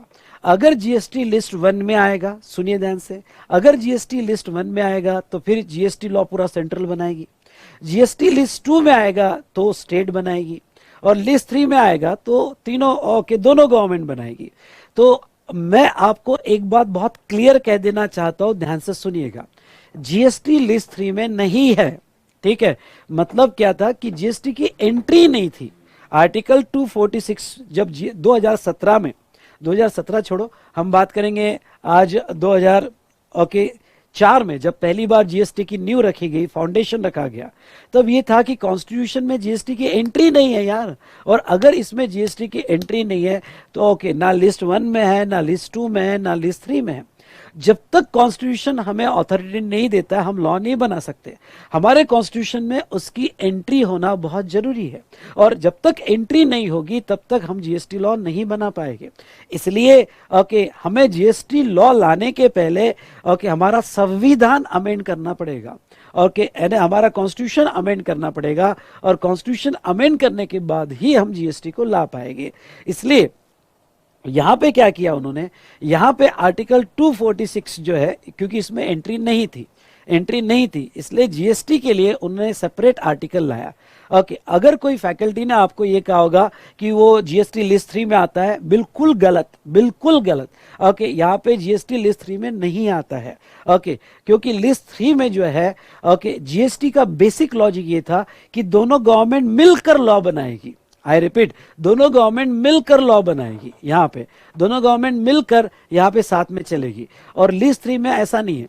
लिस्ट 3 में जो भी सब्जेक्ट्स दिए हैं उस पे दोनों गवर्नमेंट लॉ बनाती है, पर अलग अलग बनाती है। हमारा जीएसटी ऐसा नहीं था, जीएसटी था कि पूरा एडमिनिस्ट्रेशन साथ में मिलकर करेंगे, तो उसको जीएसटी लाना था। इसलिए गवर्नमेंट ने क्या किया कि पहले संविधान, हमारा कॉन्स्टिट्यूशन अमेंड किया, और कॉन्स्टिट्यूशन अमेंड करके जीएसटी के लिए एक स्पेशल आर्टिकल लाया। इसलिए थोड़ा अगर आप ऊपर आओगे तो अब यहाँ पे मैं पढ़ता हूँ, और ये पढ़ने के बाद मैं थोड़ा और डिस्कशन करता हूँ इस ओके इन सारी बातों पे। देखो, currently the fiscal power between centre and state are clearly demarcated by list 1, list 2 and list 3 of article 246। यानी सेंट्रल की क्या पावर है, स्टेट की क्या पावर है, आर्टिकल 246 में दिया है। Almost no overlap between the respective domain. Centre has a power to levy the tax on manufacture of goods except alcoholic liquor for human consumption, आगे देखेंगे। And state have a power to on sale of goods. Manufacturing excise था, excise की power central के पास थी, और sales tax की power state के पास थी। In case of interstate supply पहले जो लगता था सीएसटी लगता था, पुराना सीएसटी लगता था। As for services concern service tax लगता था। अब ये पैरा बड़ा इंपॉर्टेंट है। Introduction of GST required amendment in constitution so as to simultaneously empower the center and state to levy and collect the tax. Simultaneously empower center and state, मतलब GST law अगर India में लाना था तो यहां पे central और state दोनों को मिलकर टैक्स लगाना था, दोनों को मिलकर टैक्स लगाना था। अभी ये पूरा थ्योरेटिकल डिस्कशन है, इसलिए बेटा मुझे बेयर कर लेना। ओके, पूरा थ्योरेटिकल डिस्कशन है, तो यहां पे दोनों को मिलकर टैक्स लगाना था। Okay, the Constitution of India has been amended, okay, 101st amendment done in Constitution, okay, 2016 में हमारा कॉन्स्टिट्यूशन अमेंड किया गया, जिसमें अमेंडमेंट नंबर था 101, ओके 101, यानी 101 बार तब तक कॉन्स्टिट्यूशन अमेंड हो चुके थे, तो यहाँ पे 101st अमेंडमेंट किया गया। एंड आर्टिकल 246A, ओके, यानी ये बात क्लियरली समझ लो, जीएसटी की लेवी आर्टिकल 246 से नहीं है। जैसा इनकम टैक्स आर्टिकल 246 लिस्ट 1 में दिया है, कस्टम्स आर्टिकल 246 लिस्ट 1 में दिया है, पर जीएसटी की लेवी के लिए सेपरेट आर्टिकल लाया गया, और वो आर्टिकल का नाम था article 246A of the constitution of India. Empower centre and state दोनों मिलकर जीएसटी कलेक्ट करेंगे। ये स्पेशल आर्टिकल लाया गया, ये आपको लर्न करना पड़ेगा आर्टिकल, ये आपको एमसीक्यू क्वेश्चन में पूछा जा सकता है। इसलिए मैं फिर से बार बार कहता हूं कि जो भी फैकल्टी आपको कहती है कि भाई जीएसटी जो है वो शेड्यूल 3 से मतलब लिस्ट थ्री से लगाया गया, ये गलत है, ये गलत है। डन। तो चलिए देखते हैं article 246A, very very important article, इसके ऊपर एमसीक्यू क्वेश्चन आने के पूरे पूरे चांसेस हैं। अब आर्टिकल 246 से हमारा संविधान आपसे बात करना चाहता है कि जीएसटी जो है गवर्नमेंट इंडिया में कैसे लगा सकती है, एक फ्रेमवर्क दे रहा है। और हमारे अगर कॉन्स्टिट्यूशन ने परमिशन दे दी तो नो डाउट हम जीएसटी लगाएंगे और जीएसटी एक्ट पढ़ेंगे। दोस्तों मैं आपको एक बात कहना चाहूंगा, मैंने तो एक्ट चालू ही नहीं किया है अभी तक, तो मैं बैकग्राउंड डिस्कस कर रहा हूं, जस्ट बैकग्राउंड डिस्कस कर रहा हूं। जीएसटी का मॉडल कैसा है, वैट का मॉडल कैसा है, क्रेडिट मैकेनिज्म कैसे होते हैं जीएसटी में, और फिर कॉन्स्टिट्यूशन क्या कहता है। ओके, ये तो ट्रेलर भी चालू नहीं है, पिक्चर तो अभी बाकी, ये तो सिर्फ पोस्टर है, पोस्टर। ओके, पिक्चर तो अभी बाकी है, ठीक है। तो अब ऐसे केस में देखो, notwithstanding to anything contained in article 246 and 254, okay अब ओके ये कहता है आर्टिकल 246A, भाई आर्टिकल 246 में यानी ये 3 लिस्ट, इसमें कुछ भी लिखा हो मुझे घंटा फर्क पड़ता है, मुझे कोई फर्क पड़ने वाला नहीं, जो मैं कहूंगा वही होगा। या आर्टिकल 254 में कुछ लिखा होगा तो मुझे घंटा फर्क पड़ता है, मुझे कोई फर्क नहीं पड़ने वाला है, मैं जो बोलूंगा वही होगा। यानी this article will prevail over other article, article 246 and 254 क्या कहता है, parliament and subject two clause 2 legislature of every state, parliament and legislature of every state have power to make the law with respect to goods and services tax imposed by union or by state। मतलब parliament और state मिला के GST goods and services tax impose करेगी जो union और state collect करेगा। Done. Okay, ये जो यूनियन और स्टेट कलेक्ट करेगा, ठीक है। और सेकंड पॉइंट क्या कहता है, Parliament has exclusive power to make the law in respect of goods on service tax where supply of goods or service both take place in the course of interstate trade। अगर interstate trade होगा तो वो situation में power parliament के पास होगी। मतलब मैंने पहले कहा आईजीएसटी का कलेक्शन सेंट्रल का होता है, अगर इंटरस्टेट होगा तो आईजीएसटी लगेगा, और इंटरस्टेट के केस में पूरा लॉ सेंट्रल बनाएगी, कलेक्शन भी सेंट्रल करेगी, पार्लियामेंट करेगी, और फिर बाद में स्टेट को बांटेगी। तो ये एंट्री क्या कहती है, आर्टिकल 246A कहता है यहां पे कि इंडिया के सारे गुड्स और सारे सर्विसेज, आई रिपीट, इंडिया के सारे गुड्स और सारे सर्विसेज पे टैक्स लगाने का पावर, जीएसटी लगाने का पावर हम दे रहे हैं आर्टिकल 246A में। लेकिन अगर इंटरस्टेट सप्लाई होगा तो वो सिचुएशन में ये लॉ जो बनाया जाएगा वो थ्रू पार्लियामेंट बनाया जाएगा, उसमें स्टेट इंटरफेयर नहीं करेगा, स्टेट को उसका पैसा बाद में मिल जाएगा, जिसके लिए आगे कॉन्स्टिट्यूशनल प्रोविजन दी गई है, और वो कॉन्स्टिट्यूशनल प्रोविजन हम पढ़ेंगे। चलिए, नाउ नीचे एक एक्सप्लेनेशन दिया गया है, ये एक्सप्लेनेशन क्या कहता है, चलो ये एक्सप्लेनेशन समझा देता हूं। Provision of this article shall in respect of goods and services tax referred to clause 5 of article 279 है। आर्टिकल 279A क्लॉज 5 में जो गुड्स दिए हैं या जो सर्विसेज दिए हैं, ओके, तो इस आर्टिकल की प्रोविजन यानी जीएसटी का जो लेवी होगा तो वो आइटम पे with effect from the date recommended by the goods and service tax council, council यानी परिषद।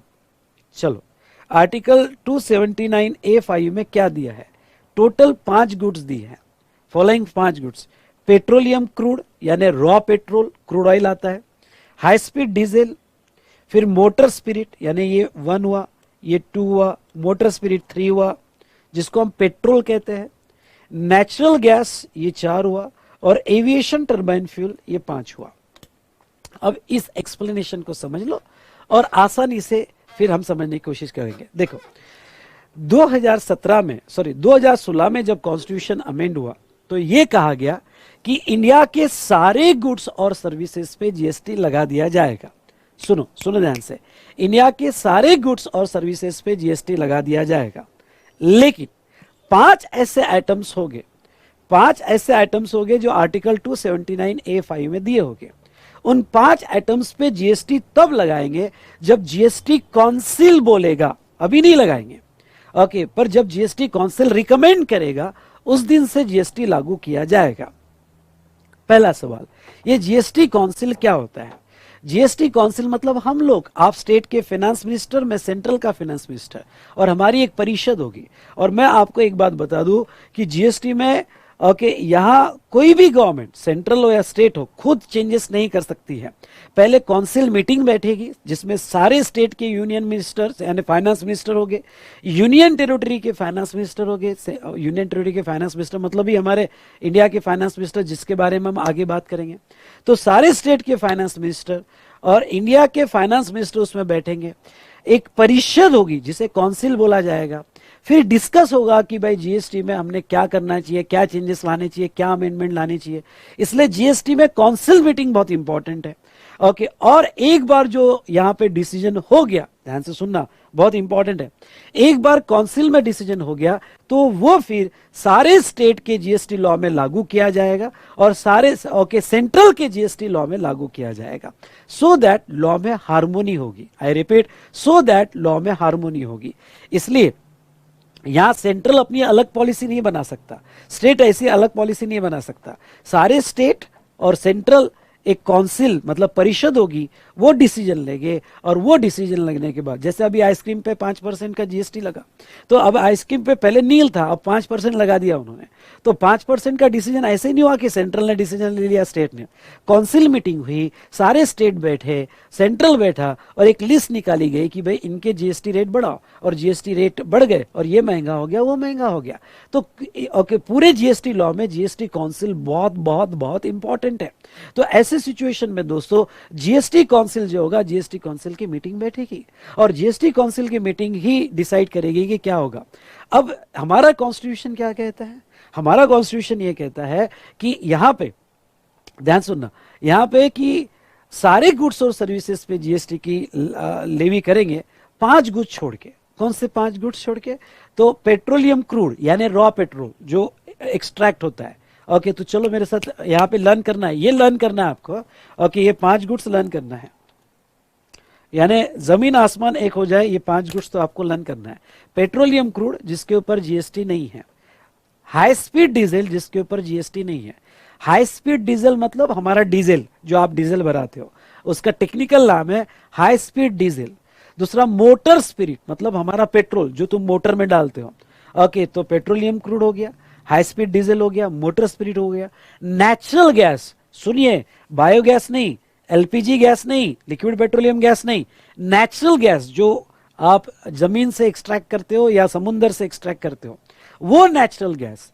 और aviation turbine fuel, aviation turbine fuel मतलब एयरक्राफ्ट का फ्यूल होता है, उसे हम कहते हैं एविएशन टर्बाइन फ्यूल, वो जो स्पेशल एयरक्राफ्ट का पेट्रोल होता है। यानी ये सारे पेट्रोलियम प्रोडक्ट्स ही है। इसके आगे मैं एक लाइन में कहूंगा पेट्रोलियम प्रोडक्ट। जैसा ही मैंने पेट्रोलियम प्रोडक्ट कहा मतलब आपने 5 आइटम समझ जाना, और ये जो 5 आइटम्स है इसके ऊपर अभी जीएसटी लागू नहीं होगा, होगा जीएसटी लागू, लेकिन जीएसटी काउंसिल का जब रिकमेंडेशन आएगा, जीएसटी काउंसिल का रिकमेंडेशन आएगा मतलब क्या दोस्तों? मतलब ओके, सारे स्टेट के फाइनेंस मिनिस्टर बैठेंगे, सेंट्रल फाइनेंस मिनिस्टर बैठेंगे, और वो अगर सबने मान लिया कि इन गुड्स पे जीएसटी लाना है तो फिर जीएसटी लाया जाएगा। चलिए सर, एक सवाल है, ये सवाल ये कि भाई ये 5 गुड्स पे अगर जीएसटी नहीं है तो फिर इसके ऊपर कोई टैक्स नहीं है क्या? ऐसा क्या हम ऐसा समझ ले? नहीं नालायको, ओके, ऐसा बिल्कुल मत समझो। ये 5 गुड्स पे जो पुराने टैक्सेस थे, क्या पुराने टैक्सेस थे? एक्साइज, वैट और CST. Come on, excise, VAT और सीएसटी, वो टैक्सेस ही लागू रहेंगे। मतलब सर आज भी इंडिया में एक्साइज लगता है? हाँ। सर आज भी इंडिया में वैट लगता है? हाँ। सर आज भी इंडिया में सीएसटी लगता है? हाँ। लेकिन कौन से आइटम्स पे लगता है? ये 5 आइटम्स पे लगता है। ये 5 आइटम्स छोड़ के बाकी सारे आइटम्स जो है ओके वो जीएसटी में आ चुके हैं, वो जीएसटी में आ चुके हैं, लेकिन ये 5 आइटम्स पे जो एक्साइज लगती है वो लगेगी। ओके, तो अब आपका एक सवाल और आ सकता है, और सवाल ये देखो भाई, मेरे को बहुत सी बार स्टूडेंट पूछते हैं कि सर हमारे डाउट्स क्लियर हो गए क्या। मैंने पिछले 18 साल में इतने डाउट्स देखे हैं कि मैं ये सवाल पूछ पूछ के ही आपके डाउट्स क्लियर कर दूंगा, डोंट वरी। ओके, सब्जेक्ट के डाउट्स, नहीं तो आपके अगर डाउट हो गए सर मेरी एक्टिवेशन की नहीं आ रही, मेरा इंस्टॉल ही नहीं हो रहा है, तो वो तो चलते रहेगा और हम सॉल्व करते रहेंगे, ठीक है, डोंट वरी। आप कोई भी स्टूडेंट ऐसा नहीं होगा कि उसका सॉल्व नहीं होगा, मैं बैठा हूं ना यहाँ पे, सब कुछ होगा। ओके, तो यहाँ पे सर ये बताइए कि ठीक है, ये तो समझ गए कि ऑलरेडी जो एग्जिस्टिंग टैक्सेस है वो एग्जिस्टिंग टैक्सेस और वैट इसके ऊपर कंटिन्यू रहेंगे, हाँ बिल्कुल रहेंगे, एग्जिस्टिंग टैक्सेस और टैक्स। फिर सर ये बताइए कि इसको जीएसटी में क्यों नहीं लाया गया, बताता हूँ। इसको जीएसटी में इसलिए नहीं लाया गया क्योंकि जीएसटी में अगर आ जाए तो फिर क्रेडिट शुरू हो जाता है, ओके, आईटीसी शुरू हो जाता है, और आईटीसी शुरू हो गया कि फिर यहाँ पे गवर्नमेंट का रेवेन्यू कम होता है, क्योंकि आईटीसी सेट ऑफ दिया कि गवर्नमेंट का रेवेन्यू कम हुआ। तो ऐसे सिचुएशन में यहाँ पे एक्साइज और वैट आज भी इसके ऊपर डबल टैक्सेशन है, सेट ऑफ नहीं है, और ये गवर्नमेंट का मेजर सोर्स ऑफ रेवेन्यू है। इसलिए सेंट्रल और स्टेट दोनों गवर्नमेंट इसका रेवेन्यू नहीं छोड़ना चाहती, सेंट्रल एक्साइज का रेवेन्यू नहीं छोड़ना चाहती और स्टेट इसका वैट का रेवेन्यू नहीं छोड़ना चाहती। वहाँ डबल टैक्सेशन है, और उसके बाद में बहुत सी जगह तो वैट के भी क्रेडिट नहीं है, एक्साइज के भी क्रेडिट नहीं है। तो ऐसे सिचुएशन में गवर्नमेंट ने इसको अभी जीएसटी में लाना पसंद नहीं किया। पर आपको एक बात कह देता हूं, अगर पेट्रोलियम प्रोडक्ट जीएसटी में आ जाए तो आज जो 110 120 रुपए प्राइसेस है पेट्रोल की, ओके, तो वो प्राइस 60 से 70 रुपए पे आ सकती है, क्योंकि उसमें सेट ऑफ मिलना चालू हो जाएगा, और सेट ऑफ मिलना चालू हो जाएगा तो tax only on value addition आएगा। लेकिन गवर्नमेंट ना, सेंट्रल गवर्नमेंट ध्यान दे रही है ना स्टेट ध्यान दे रहा है। और जब भी मोदी जी को पूछा जाता है कि ये क्या कर रहे हो, लाओ ना पेट्रोल को, लाओ ना जीएसटी में, जीएसटी काउंसिल बैठाओ, डिस्कशन करो, लाओ। राहुल गांधी जी ये कंटिन्यूअस कह रहे हैं कि भाई ये गवर्नमेंट के हाथ में, मोदी जी कहते हैं हमारे हाथ में नहीं है, तो स्टेट वालों के, स्टेट कहता है सेंट्रल वालों के हाथ में, दोनों अपना पॉलिटिक्स खेल रहे हैं, पर कोई इसको जीएसटी के स्कोप में नहीं लाना चाहता। ओके, मैं तो ये रिक्वेस्ट करूंगा कि जीएसटी के स्कोप में आ जाए और पेट्रोल की प्राइसेस 60 या 70 रुपए हो जाए। आई होप आपको समझ में आया होगा, और समझ में आया होगा तो कहो यस सर, ठोको लाइक। ओके, समझ में आया होगा तो प्रेजेंट ही लगाओ, अटेंडेंस लगाओ फटाफट। ओके चलो, यस, तो ये हमने देखा। तो आपको क्या लिखना, ये 5 एटम लिखो नीचे अगर जगह होगी तो, दीज एटम, आइटम्स, आइटम्स मतलब प्रोडक्ट बेटा, नहीं तो दूसरे आइटम में मत चले जाना। Okay, these items are also called as non-taxable supply.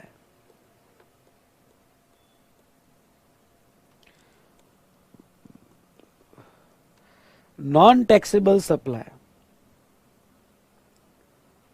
of GST.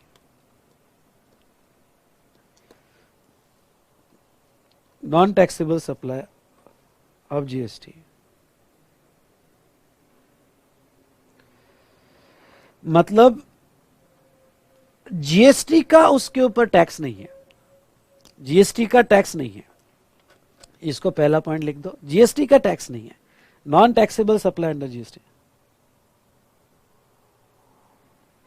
ये समझा आपको? यस बेटा, जीएसटी डीटी के पहले किया तो भी चलेगा। विकास गुप्ता, आगे के क्वेश्चन पहले ही मत पूछो, don't try to be smart.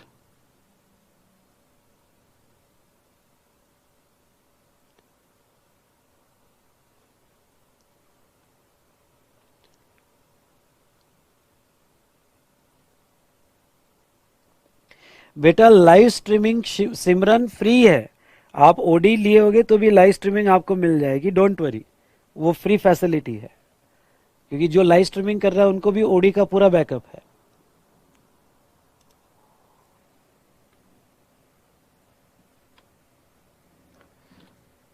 चलिए,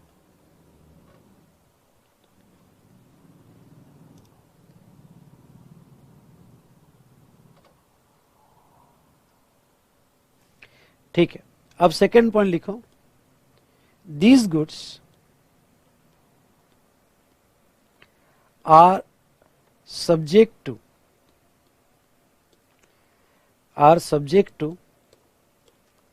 एक्साइज ड्यूटी। एक्सरसाइज ड्यूटी मत कर देना, कौन सा एक्सरसाइज करोगे आप, एक्साइज ड्यूटी करना। These goods are subject to excise duty on manufacture,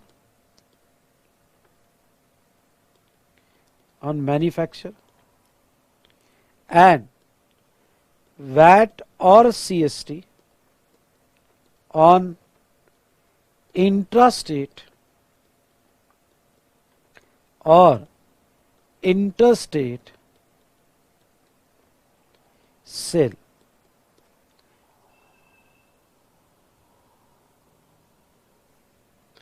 intrastate और इंटरस्टेट सेल।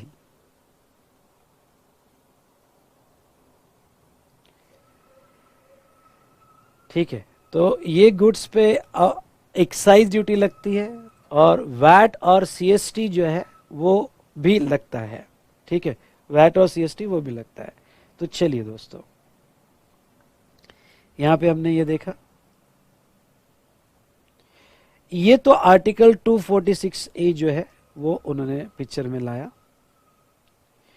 फिर आर्टिकल 246 जो है, आर्टिकल 246 भी अमेंड किया गया क्योंकि सारे गुड्स को जीएसटी में डाल दिया, इसलिए आर्टिकल 246 की लिस्ट वन देखो, duties of excise on following goods.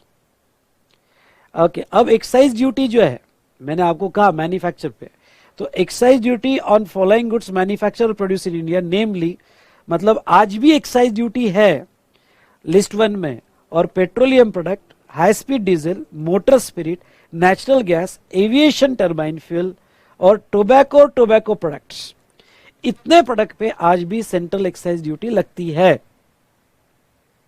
Okay, central excise duty लगती है। उसके बाद में 92A में सीएसटी, सेंट्रल सेल्स टैक्स, तो सेंट्रल सेल्स टैक्स भी okay, petroleum crude, high speed diesel, motor spirit, natural gas, aviation turbine fuel और alcoholic liquor for human consumption, जिसके बारे में हम आगे बात करेंगे। तो ये गुड्स पे भी आज भी, हाँ, ये टोबैको पे मैं स्पेशल डिस्कशन लूंगा, alcoholic liquor for human consumption पे लूंगा। इस पर अगर इंटरस्टेट होता है, आई रिपीट, अगर इंटरस्टेट सप्लाई होता है तो सीएसटी लगता है आज भी। उसके बाद में अगर हम लिस्ट टू में आते हैं, तो ऐसे केस में ये जो एक्साइज ड्यूटी ऑन लिकर और ओपीएम, यानी अल्कोहलिक लिकर और ओपीएम पे स्टेट एक्साइज ड्यूटी लगती है। I repeat, state excise duty alcoholic liquor और ओपीएम पे लगती है।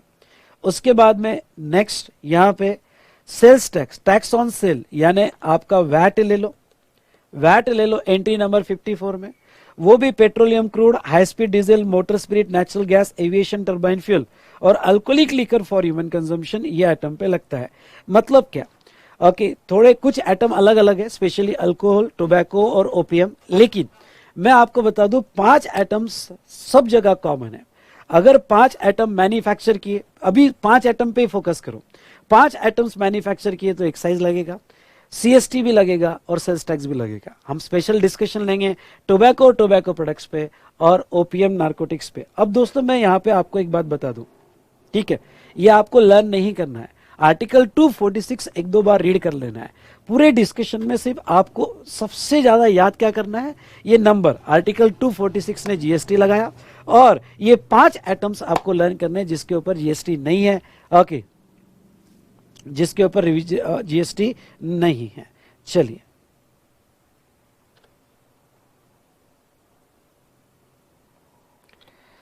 अब आते हैं आर्टिकल 269A पे।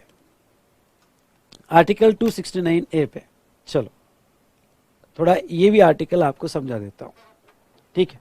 अब देखो क्या हुआ, आर्टिकल 269A ये क्या कहता है। अब ये डिसाइड हुआ यहाँ पे, आप सभी फाइनेंस मिनिस्टर और स्टेट के फाइनेंस मिनिस्टर और मैं सेंट्रल का, तो मैं आप सभी को कह रहा हूं कि friends, in case of interstate supply, we are going to charge IGST. So, the entire law related to IGST will be managed by central, entire collection of IGST will be managed by central, and thereafter central will distribute the IGST among the states, especially destination state, specially destination state English में है. In simple word मैं ये कह रहा हूं कि destination state को बांटा जाएगा. सारे स्टेट ने कहा वेट वेट वेट, आप बाद में दोगे हमें आईजीएसटी का 50%, क्या गारंटी आप दोगे? सेंट्रल में बीजेपी है, स्टेट में आप है, स्टेट में शिवसेना थी, स्टेट में समझ लो कोई अदर पार्टी थी. हो सकता है कि सेंट्रल ना दे. क्यों? क्योंकि स्टेट को परेशान करेगी. जितना स्टेट गवर्नमेंट को परेशान करेगी वहां के लोग परेशान होंगे, और वहां से बीजेपी कहेगी देखो तुम्हारे स्टेट में तो डेवलपमेंट ही नहीं, जबकि पैसा सेंट्रल ने ही रोक के रखा है. तो यहाँ पे क्या गारंटी? जैसा सीजीएसटी और एसजीएसटी लगता है तो वहीं के वहीं डिवाइड हो जाता है. सेंट्रल का पैसा सेंट्रल में जाता है, स्टेट का पैसा स्टेट फंड में जाता है. लेकिन आईजीएसटी आप कलेक्ट करोगे और बाद में आप स्टेट को दोगे, क्या गारंटी? कल मुकर गए तो आप, कल आपने नहीं दिया तो what is the guarantee for that? So in that situation here, try to understand, in that situation here, okay, सभी स्टेट ने कहा, सभी स्टेट फाइनेंस मिनिस्टर ने कहा कि हमारा सेंट्रल पे विश्वास नहीं है, हमें कॉन्स्टिट्यूशन में आर्टिकल बना के लिख कर दो, आर्टिकल बनाओ स्पेशली, और आर्टिकल बनाकर लिख कर दो कि आप हमें बांटोगे, आप हमें और पैसा दोगे. ऐसा मुंह बोली ओके मुंह जमानी बात नहीं चलेगी. ओके आर्टिकल बनाओ और लिख कर दो कि आप पैसा हमें डिस्ट्रीब्यूट करेंगे. तो सेंट्रल ने कहा ठीक है, उसके लिए एक स्पेशल आर्टिकल पास करते हैं, हमारा कॉन्स्टिट्यूशन अमेंड करते हैं, और आर्टिकल 269 बनाया गया. और ये क्या कहता है देखो, ये कहता है कि goods and service tax on supplies in the course of interstate trade और कॉमर्स, अगर आपका सप्लाई इंटरस्टेट है, shall be levied and collected by government of India. Interstate होगा तो यहां आईजीएसटी लगेगा, और आईजीएसटी का लेवी और कलेक्शन तो गवर्नमेंट ऑफ इंडिया करेगी.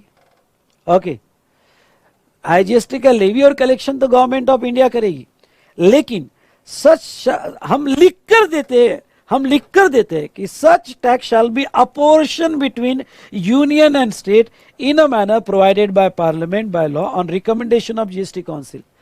भाई लॉ सेंट्रल बनाएगी, कलेक्शन सेंट्रल करेगी, पर डरो मत, हम ये कॉन्स्टिट्यूशन में लिख कर देते हैं, ओके कॉन्स्टिट्यूशन में लिख कर देते हैं कि ये जो पैसा है वो डिस्ट्रीब्यूट किया जाएगा, ओके एक फॉर्मूला के तहत, और वो फॉर्मूला जीएसटी काउंसिल बनाएगा. ओके डन, बस कुछ नहीं है सर. ये एंट्री में पढ़ने लायक कुछ क्या है? पढ़ने लायक 3 पॉइंट है. Okay GST on interstate levied and collected by central government, and apportion between union and states, apportion between union and state, that's all. इतना ही है. explanation, अब आगे देखो वो क्या कहते हैं. for the purpose of this clause, supply of goods or services or both in the course of import, underline, in the course of import into territory of India shall be deemed to be supply of goods or service in the course of interstate. ये भी पढ़ा दिया मैंने. अगर आपका transaction import होगा तो उसे इंटरस्टेट माना जाएगा. यानी इंटरस्टेट यानी सिर्फ स्टेट मत लेना, हमारे अदर कंट्री के साथ ट्रांजैक्शन होते हैं और बाहर से इंडिया में आता है तो उसको इंटरस्टेट बोला जाता है. यहां से इंडिया के बाहर एक्सपोर्ट होता है तो उसको भी इंटरस्टेट बोला जाता है. ओके तो ये हमने देखा रिगार्डिंग टू इंटरस्टेट ट्रेड और कॉमर्स. और नीचे लिखा है amount apportion to a state shall not form a part of consolidated fund of India. जो भी पैसा स्टेट को दिया जाएगा वो कंसोलिडेटेड फंड का नहीं दिया जाएगा, ये स्टेट के राइट्स है, ये पैसा स्टेट का ही था. ओके कैसा होता है, कुछ फंड जो होता है सेंट्रल गवर्नमेंट ओके जमा करके स्टेट को बांटती है.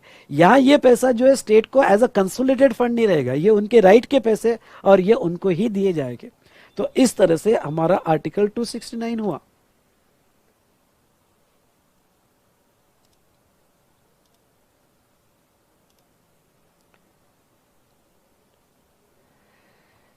चलिए thank you Parth, thank you. और अभी क्लास चालू है बेटा. पार्थ एंड में पूछ डाउट.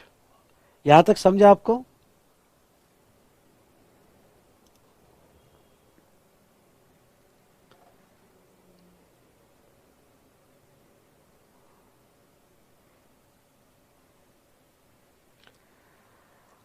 अब आर्टिकल 366 में आ जाओ. ये भी बहुत इंपॉर्टेंट आर्टिकल है.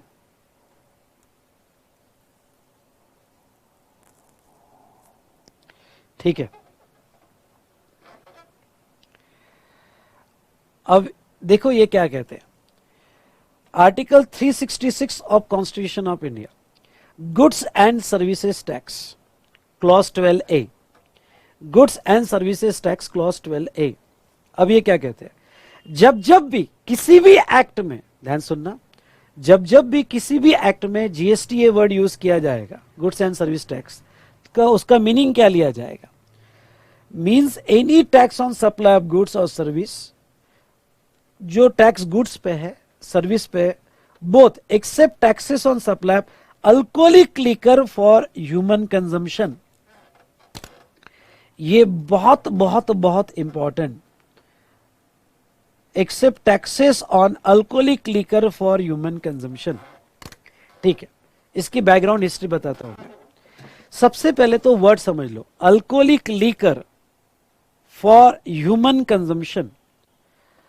दो टाइप के अल्कोहल होते हैं, एक अल्कोहल फॉर इंडस्ट्रियल पर्पस जिसे स्पिरिट कहते हैं, जो इंडस्ट्री पर्पस के लिए होता है, और एक अल्कोहल अपना वाला, ले लो मस्त। ठीक है, तो वो कहते हैं कि इंडिया के सारे गुड्स और सर्विसेज पे जो टैक्स लगाया जाएगा उसे जीएसटी कहा जाएगा। ओके, उसे जीएसटी कहा जाएगा। ये कॉन्स्टिट्यूशन आर्टिकल 366(12) कहता है कि इंडिया के सारे गुड्स और सर्विस पे जिस पे टैक्स लगाया जाएगा उसे जीएसटी कहेगा, except alcoholic liquor for human consumption. यानी अल्कोहलिक लिकर पे जीएसटी कभी नहीं लगाया जाएगा। अब alcoholic liquor for human consumption यानी वाइन हुआ, वोडका हुआ, सब सब सब सब, ओके, अब नाम तो मुझे पता नहीं बेटा, मैं कभी लेता नहीं हूं, ओके, लेकिन alcoholic liquor for human consumption पे जीएसटी कभी नहीं लगाया जाएगा। नाउ क्वेश्चन नंबर 1, सर आपने कहा alcoholic liquor for human consumption पे जीएसटी कभी नहीं आएगा, तो फिर क्या इसके ऊपर कोई टैक्सेस नहीं? अरे छोड़ेंगे कैसा? ओके, इसके ऊपर जो एग्जिस्टिंग एक्साइज है, वैट है या सीएसटी है, ओके, ये जो है वो लगेंगे, ये जीएसटी में कभी नहीं आएगा, ये जीएसटी में कभी नहीं आएगा। डेफिनेशन के बाहर ही रख दिया उसको। सर क्यों? रीजन ये था, आपको ये बताता हूं, रीजन समझाने की कोशिश करता हूं। अब ध्यान से सुनना, वैसे तो सारे गुड्स पे एक्साइज लगाने का पावर 2017 के पहले सेंट्रल के पास था, लेकिन जब हमारा कॉन्स्टिट्यूशन बनाया गया तो कुछ ऐसे गुड्स का एक्साइज स्टेट को दिया था। एंट्री नंबर 51 में, एंट्री नंबर 51 में लीकर यानी alcoholic liquor for human consumption, opium narcotics, opium narcotics मतलब चरस गांजा, ओपियम नार्कोटिक्स मतलब चरस गांजा, तो alcoholic liquor for human consumption और ओपियम नार्कोटिक्स वगैरह, ये गुड्स का अगर कहीं पे भी प्रोडक्शन होता है तो उन मैन्युफैक्चरिंग कंपनी को यहां पे स्पेशल लाइसेंस लेने पड़ेंगे स्टेट के, और स्टेट गवर्नमेंट ही उसके ऊपर एक्साइज लगा सकती है। यानी ये गुड्स का रेवेन्यू, एक्साइज का रेवेन्यू स्टेट के पास था 2017 के पहले, बाकी सारे गुड्स का एक्साइज का रेवेन्यू सेंट्रल के पास था, लेकिन ये गुड्स स्टेट को दिए थे। ये तब भी स्टेट के पास है और आज भी स्टेट के पास है। यानी आज भी इंडिया में कहीं पे भी अल्कोहलिक लिकर का प्रोडक्शन होता है, ओके, फिर आप सुला वाइन कहो नासिक की, ओके, सुला wine one of the famous, तो वहां पे स्टेट गवर्नमेंट उसके ऊपर एक्साइज लगाएगी, ओके, उसके मैन्युफैक्चरिंग पे। ओपियम नार्कोटिक्स को वो लीगली अलाउड है क्योंकि मेडिसिन में यूज होता है, जिसके लिए स्पेशल लाइसेंस लेने पड़ते हैं, तो उस पर भी स्टेट गवर्नमेंट ही एक्साइज लगाएगी, और स्टेट गवर्नमेंट उसके ऊपर वैट भी लगाएगी और सीएसटी भी लगाएगी, क्योंकि वैट मतलब एक्साइज का रेवेन्यू भी स्टेट का था, और एक्साइज, ओके, वैट का, सीएसटी का रेवेन्यू ऑन सेल वो भी स्टेट का था, ऑन सेल वो भी स्टेट का था। चलो भाई, ये तो हमें समझ में आया। ओके, अब क्या हुआ, जब जीएसटी आने के पहले मीटिंग चल रही थी, सारे स्टेट सामने थे और स्टेट सामने थे, तो ऐसे केस में स्टेट वालों ने कहा, यहां पे सॉरी सेंट्रल ने कहा कि एक काम करो, अल्कोहल को भी जीएसटी में लाते हैं, अल्कोहल को भी जीएसटी में लाते हैं। क्यों? स्टेट ने अपनी चाल चली, सॉरी सेंट्रल ने अपनी चाल चली। सेंट्रल को अल्कोहल पे कुछ भी टैक्स नहीं मिल रहा था, जो भी मिल रहा था एक्साइज का वो स्टेट को जा रहा था, और जो भी वैट सीएसटी वो भी स्टेट को जा रहा था। सीएसटी भी स्टेट को जाता है, सिर्फ कलेक्शन सेंट्रल करता है, डिटेल में नहीं जाएंगे, बस समझ लो। वैट सीएसटी भी स्टेट को जा रहा था, यानी सारा का सारा रेवेन्यू स्टेट को जा रहा था और सेंट्रल को कुछ भी नहीं मिल रहा था। इसलिए सेंट्रल ने अपनी चाल चली और कहा भाइयों और भाइयों, हम अल्कोहल को भी जीएसटी में लाएंगे। तो जैसे ही सेंट्रल ने कहा अल्कोहल को जीएसटी में लाएंगे, सारे स्टेट फाइनेंस मिनिस्टर उठ गए और नहीं, अल्कोहल जीएसटी में नहीं आएगा। अब सवाल यह है कि सेंट्रल ने क्यों कहा कि अल्कोहल को जीएसटी में लाएंगे, क्योंकि अगर वो जीएसटी में आ जाता है तो उस पर लगता है सीजीएसटी एसजीएसटी, आधा तेरा आधा मेरा। भाई अल्कोहल तुम ही पी रहे हो, तुम ही टैक्स ले रहे हो, हमको कुछ नहीं मिल रहा है सेंट्रल को। तो सेंट्रल ने, मुझे याद है, बड़ी कोशिश की, चालाकी की कि अल्कोहल को लाते। स्टेट वालों ने मना कर दिया, सारे स्टेट खड़े हो गए। अगर अल्कोहल जीएसटी में आया और उसमें रेवेन्यू शेयर हुआ तो यहां पे हम जीएसटी नहीं लाएंगे, अल्कोहल के बिना बात करो, अल्कोहल के बिना बात करो, बात खत्म। अल्कोहल हमारा था, हमारा है और हमारा ही रहेगा, यानी वो स्टेट का ही रहेगा। अल्कोहल बिल्कुल जीएसटी में नहीं आएगा। सारी स्टेट गवर्नमेंट नहीं मानी, क्योंकि मेजर रेवेन्यू था अल्कोहल का मेजर रेवेन्यू था। सारी स्टेट गवर्नमेंट नहीं मानी, क्योंकि एक्साइज का भी मेजर रेवेन्यू था, बाकी का भी मेजर रेवेन्यू था। तो ऐसे केस में सेंट्रल ने कहा ठीक है कोई बात नहीं। स्टेट वालों ने कहा हमें आर्टिकल, मतलब कॉन्स्टिट्यूशन में लिखकर चाहिए कि अल्कोहल को आप कभी जीएसटी में नहीं लाओगे, लिखकर दोगे तो बात जमेगी। इसलिए देखो, यहां एक्साइज अल्कोहल को छोड़ के, तो यहां एक्साइज है और यहां पे वैट और सीएसटी है। तो ऐसे केस में ओके, ये लिखकर दिया गया आर्टिकल 366(12)A में, आर्टिकल 366(12)A में ये लिखकर दिया गया कि ठीक है भाई, क्यों मत जाओ मीटिंग से, बैठो प्लीज बैठो, मत जाओ। ओके, लिख कर देते हैं। चलो, हम कॉन्स्टिट्यूशन अमेंड करते कहते हैं कि इंडिया के सारे गुड्स और सर्विसेज पे टैक्स लगाने की पावर जीएसटी में है, एक्सेप्ट, देखो लिख के दे रहे, मत जाओ प्लीज, लिख के दे रहे ना। Okay, except alcoholic liquor for human consumption. बस लो तुम्हारा एक्साइज, लो तुम्हारा वैट, लो तुम्हारा सीएसटी, नहीं करेंगे कुछ, बस बैठो। तो ओके भाई, तुम पीते हो, अब ले लो थोड़ा, आधा ये ग्लास ले लेंगे अपन साथ में, ठीक है, और जाओ मत यार कहीं पे। तो ऐसे सिचुएशन में बेटा अल्कोहल को जीएसटी के बाहर रखा गया। सुना क्या आपने? अल्कोहल को जीएसटी के बाहर रखा गया। अब मैं एक सवाल, जो मेरे से स्टूडेंट कनेक्टेड है, मैं एक सवाल पूछना चाहूंगा। भाई जो हमारे पेट्रोलियम प्रोडक्ट है, 5 पेट्रोलियम प्रोडक्ट है, बताओगे कौन कौन से? Petroleum crude, high speed diesel, motor spirit, natural gas and aviation turbine fuel. ये 5 पेट्रोलियम प्रोडक्ट है। और दूसरा है alcoholic liquor for human consumption. ये दोनों, इस पे जीएसटी नहीं है, पर एक बेसिक डिफरेंस है। क्या डिफरेंस है बोलो, क्या डिफरेंस है बताओ, क्या डिफरेंस है बताओ दोनों में? दोनों पे जीएसटी नहीं है।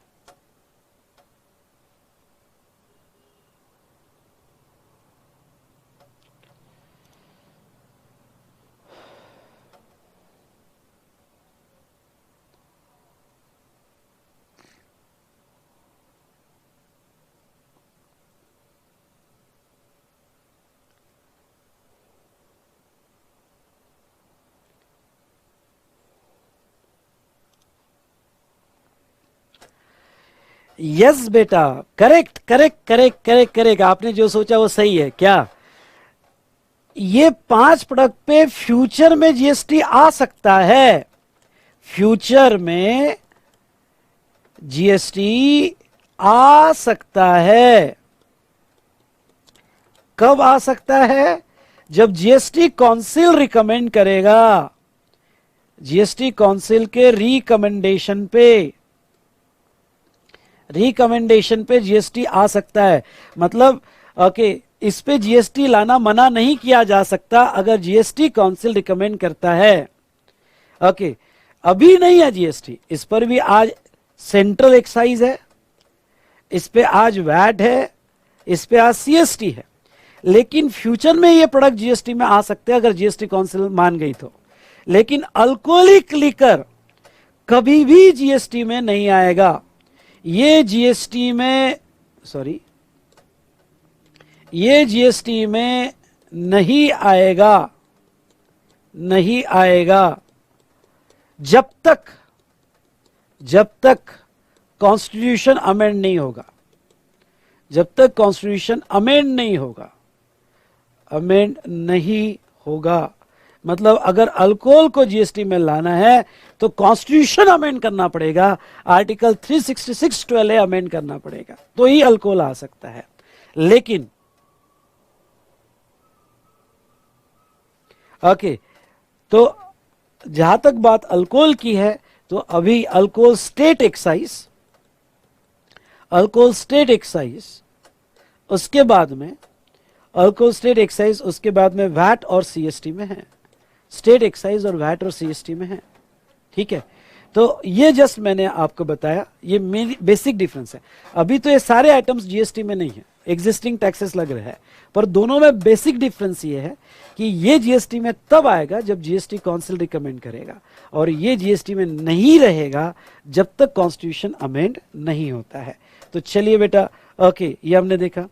सर्विस का मीनिंग दिया है, service means anything other than goods, इसको बहुत डिटेल में आगे डिस्कस करेंगे। और स्टेट और यूनियन टेरिटरी, अब आपका सवाल होगा कि sir what do you mean by state, what do you mean by union territory, union territory का रोल क्या होगा, स्टेट का रोल क्या होगा, दोनों में क्या डिफरेंस है। और जैसा आपने कहा एसजीएसटी और यूटीजीएसटी जो है, तो यूनियन टेरिटरी कब बोली जाती है और वहां यूटीजीएसटी हम लगाते हैं, कैसे लगाते हैं, क्या आपको ये जानना है? यस, अगर आपको ये जानना है तो हम देखेंगे इसको नेक्स्ट सेशन में। ओके, हम इसको देखेंगे नेक्स्ट सेशन में। ओके, तो आज का सेशन यहीं रोकते हैं, बट मैं कह देता हूं, okay, next session is very very important. Then तो एक लंबी सांस लो और कहो जो भी हुआ अच्छा होगा, इस बार 80 पार, इस बार 80 पार। नाउ आज सोने के पहले जो भी मैंने रिवाइज करवाया, ओके, वो पूरा रिवाइज करना। सबसे पहले एक फीलिंग जगाना कि यो आप सीए पास हो गए, आप अपने ऑफिस में बैठे हो और जीएसटी की प्रैक्टिस कर रहे हो, ये फील से जाना, फील करना कि आप सीए हो गए और आप जीएसटी की कंसल्टेंसी दे रहे हो। जितना फीलिंग और जितने सेंसेस आपके स्ट्रांग हो गए, उतना आपका पास होने के चांसेस भी बढ़ेंगे, जीएसटी में अच्छे मार्क्स आने के आपके पूरे पूरे चांसेस हो गए। तो सोने के पहले पूरा रिवाइज कर लेना।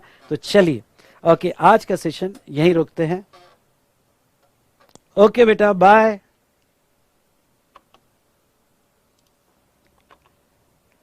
अब यहाँ पे आपने नवंबर का लिया है तो बेटा नवंबर का कर लो, ज़्यादा नहीं, 2-3 लेक्चर्स की अमेंडमेंट आएगी, उससे ज़्यादा नहीं आएगी। पार्थ, 2-3 लेक्चर्स की अमेंडमेंट है, ज़्यादा नहीं आएगी। और आपके क्या क्वेश्चन है?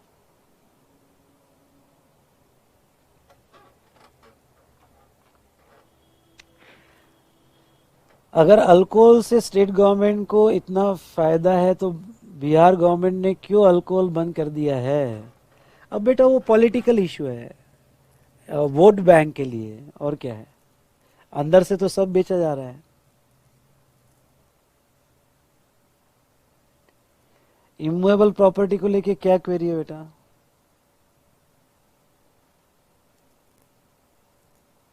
कल का लेक्चर हमारे, आज आप एक्टिवेट कर लो, इंस्टॉलेशन कर लो, कल हमारे ऐप में भी चलेगा, यूट्यूब पे भी चलेगा, परसों का भी लेक्चर ऐप में भी चलेगा, यूट्यूब में भी चलेगा। ठीक है, सब सेटल हो जाएगा कल और परसों। उसके बाद में हम ऐप में चलाएंगे लेक्चर, और वो लेक्चर बाद में आप ओडी में डाउनलोड कर सकते हो।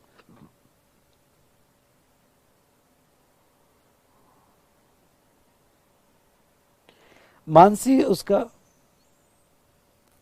यस, भले ही बोला है कि पब्लिक इंटरेस्ट में टोबैको पे हेवी टैक्स लगाना है, पर बराबर है, गवर्नमेंट का मेजर रेवेन्यू है। आप नेम किया है, नेम मतलब दिल्ली यूटी है, पर दिल्ली में सीजीएसटी क्यों नहीं लगता? अरे यही तो कल पढ़ाने वाला हूं। रियल एस्टेट डेवलपर हो तो आईटीसी कैसे क्लेम करेंगे? अरे बाप रे, बहुत आगे का क्वेश्चन पूछ लिया शाहरुख।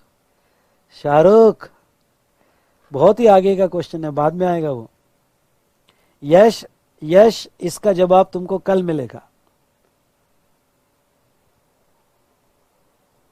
ऐप का नेम क्या है?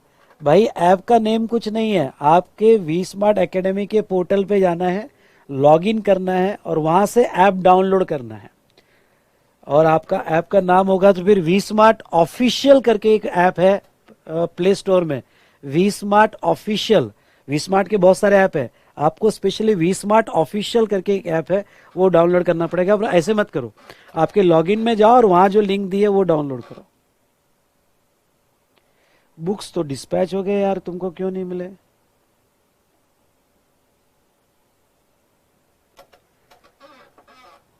मुझे देखना पड़ेगा।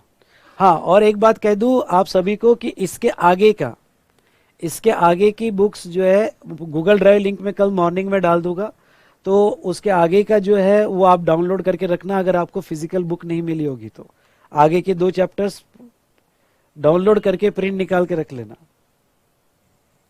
जिसको भी बुक्स नहीं मिली होगी तो आगे के 2 चैप्टर डाउनलोड करके प्रिंट आउट निकाल के रख लेना। बुक्स आ जाएगी बेटा, बुक्स आ जाएगी, डोंट वरी।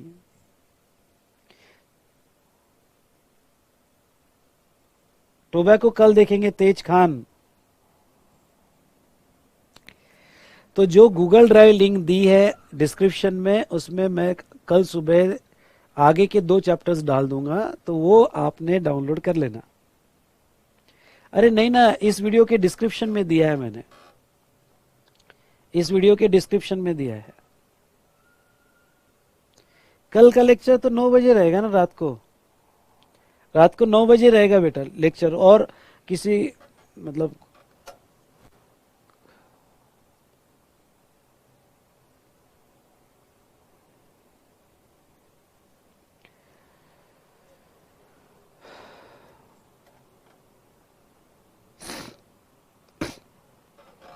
ओके बेटा, बाय, गुड नाइट।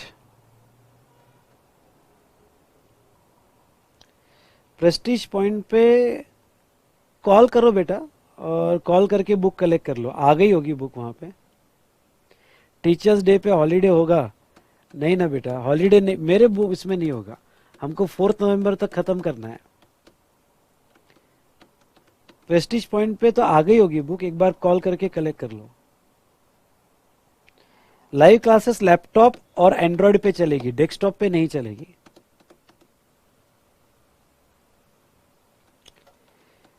पिकअप आपने दिल्ली से लिया है क्या?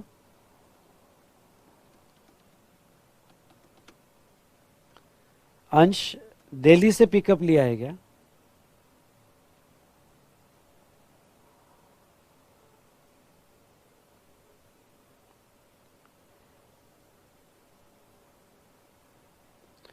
व्यू नहीं बढ़ सकते बेटा। नमन, अभी तक आप 4 क्लासेस और हर क्लास 2 पार्ट में, यानी लेक्चर 4 पार्ट 2 तक की क्लासेस हो गई है, जिसकी प्लेलिस्ट डिस्क्रिप्शन में दी है, इस वीडियो के डिस्क्रिप्शन में प्लेलिस्ट दी है।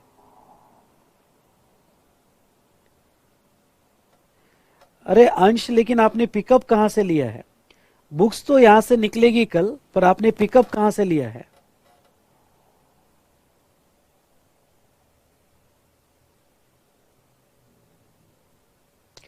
होम डिलीवरी की होगी तो होम डिलीवरी आएगा आपको।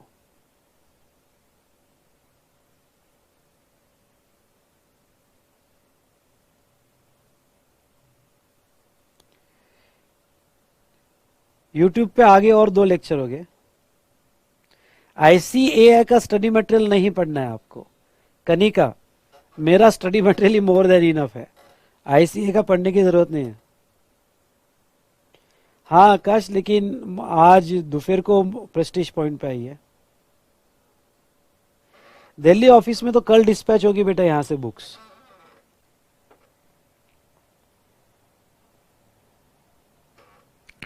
ओके, सो बाय बेटा, मिलते हैं कल के सेशन में। बेटा नहीं है, अगर बैच आप अभी कर रहे हो प्रतीक्षा तो नवंबर में नहीं कर पाओगे, अदरवाइज आपको शिफ्ट करना पड़ेगा बैच को। एक बार आपने ये एक्टिवेट कर लिया तो मुश्किल हो जाएगी फिर।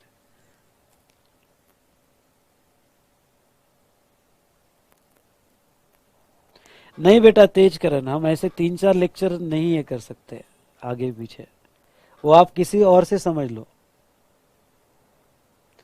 पेपर ब्लू पेन से ही यूज करना पड़ेगा। चलो ठीक है, रुकते हैं। आप कस्टमर केयर पे कॉल करो प्रतीक्षा,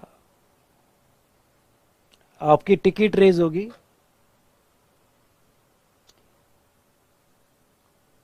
नहीं, गणपति की कोई छुट्टी नहीं है, उस दिन का लेक्चर सेव रहेगा। ओके डन बेटा, थैंक यू।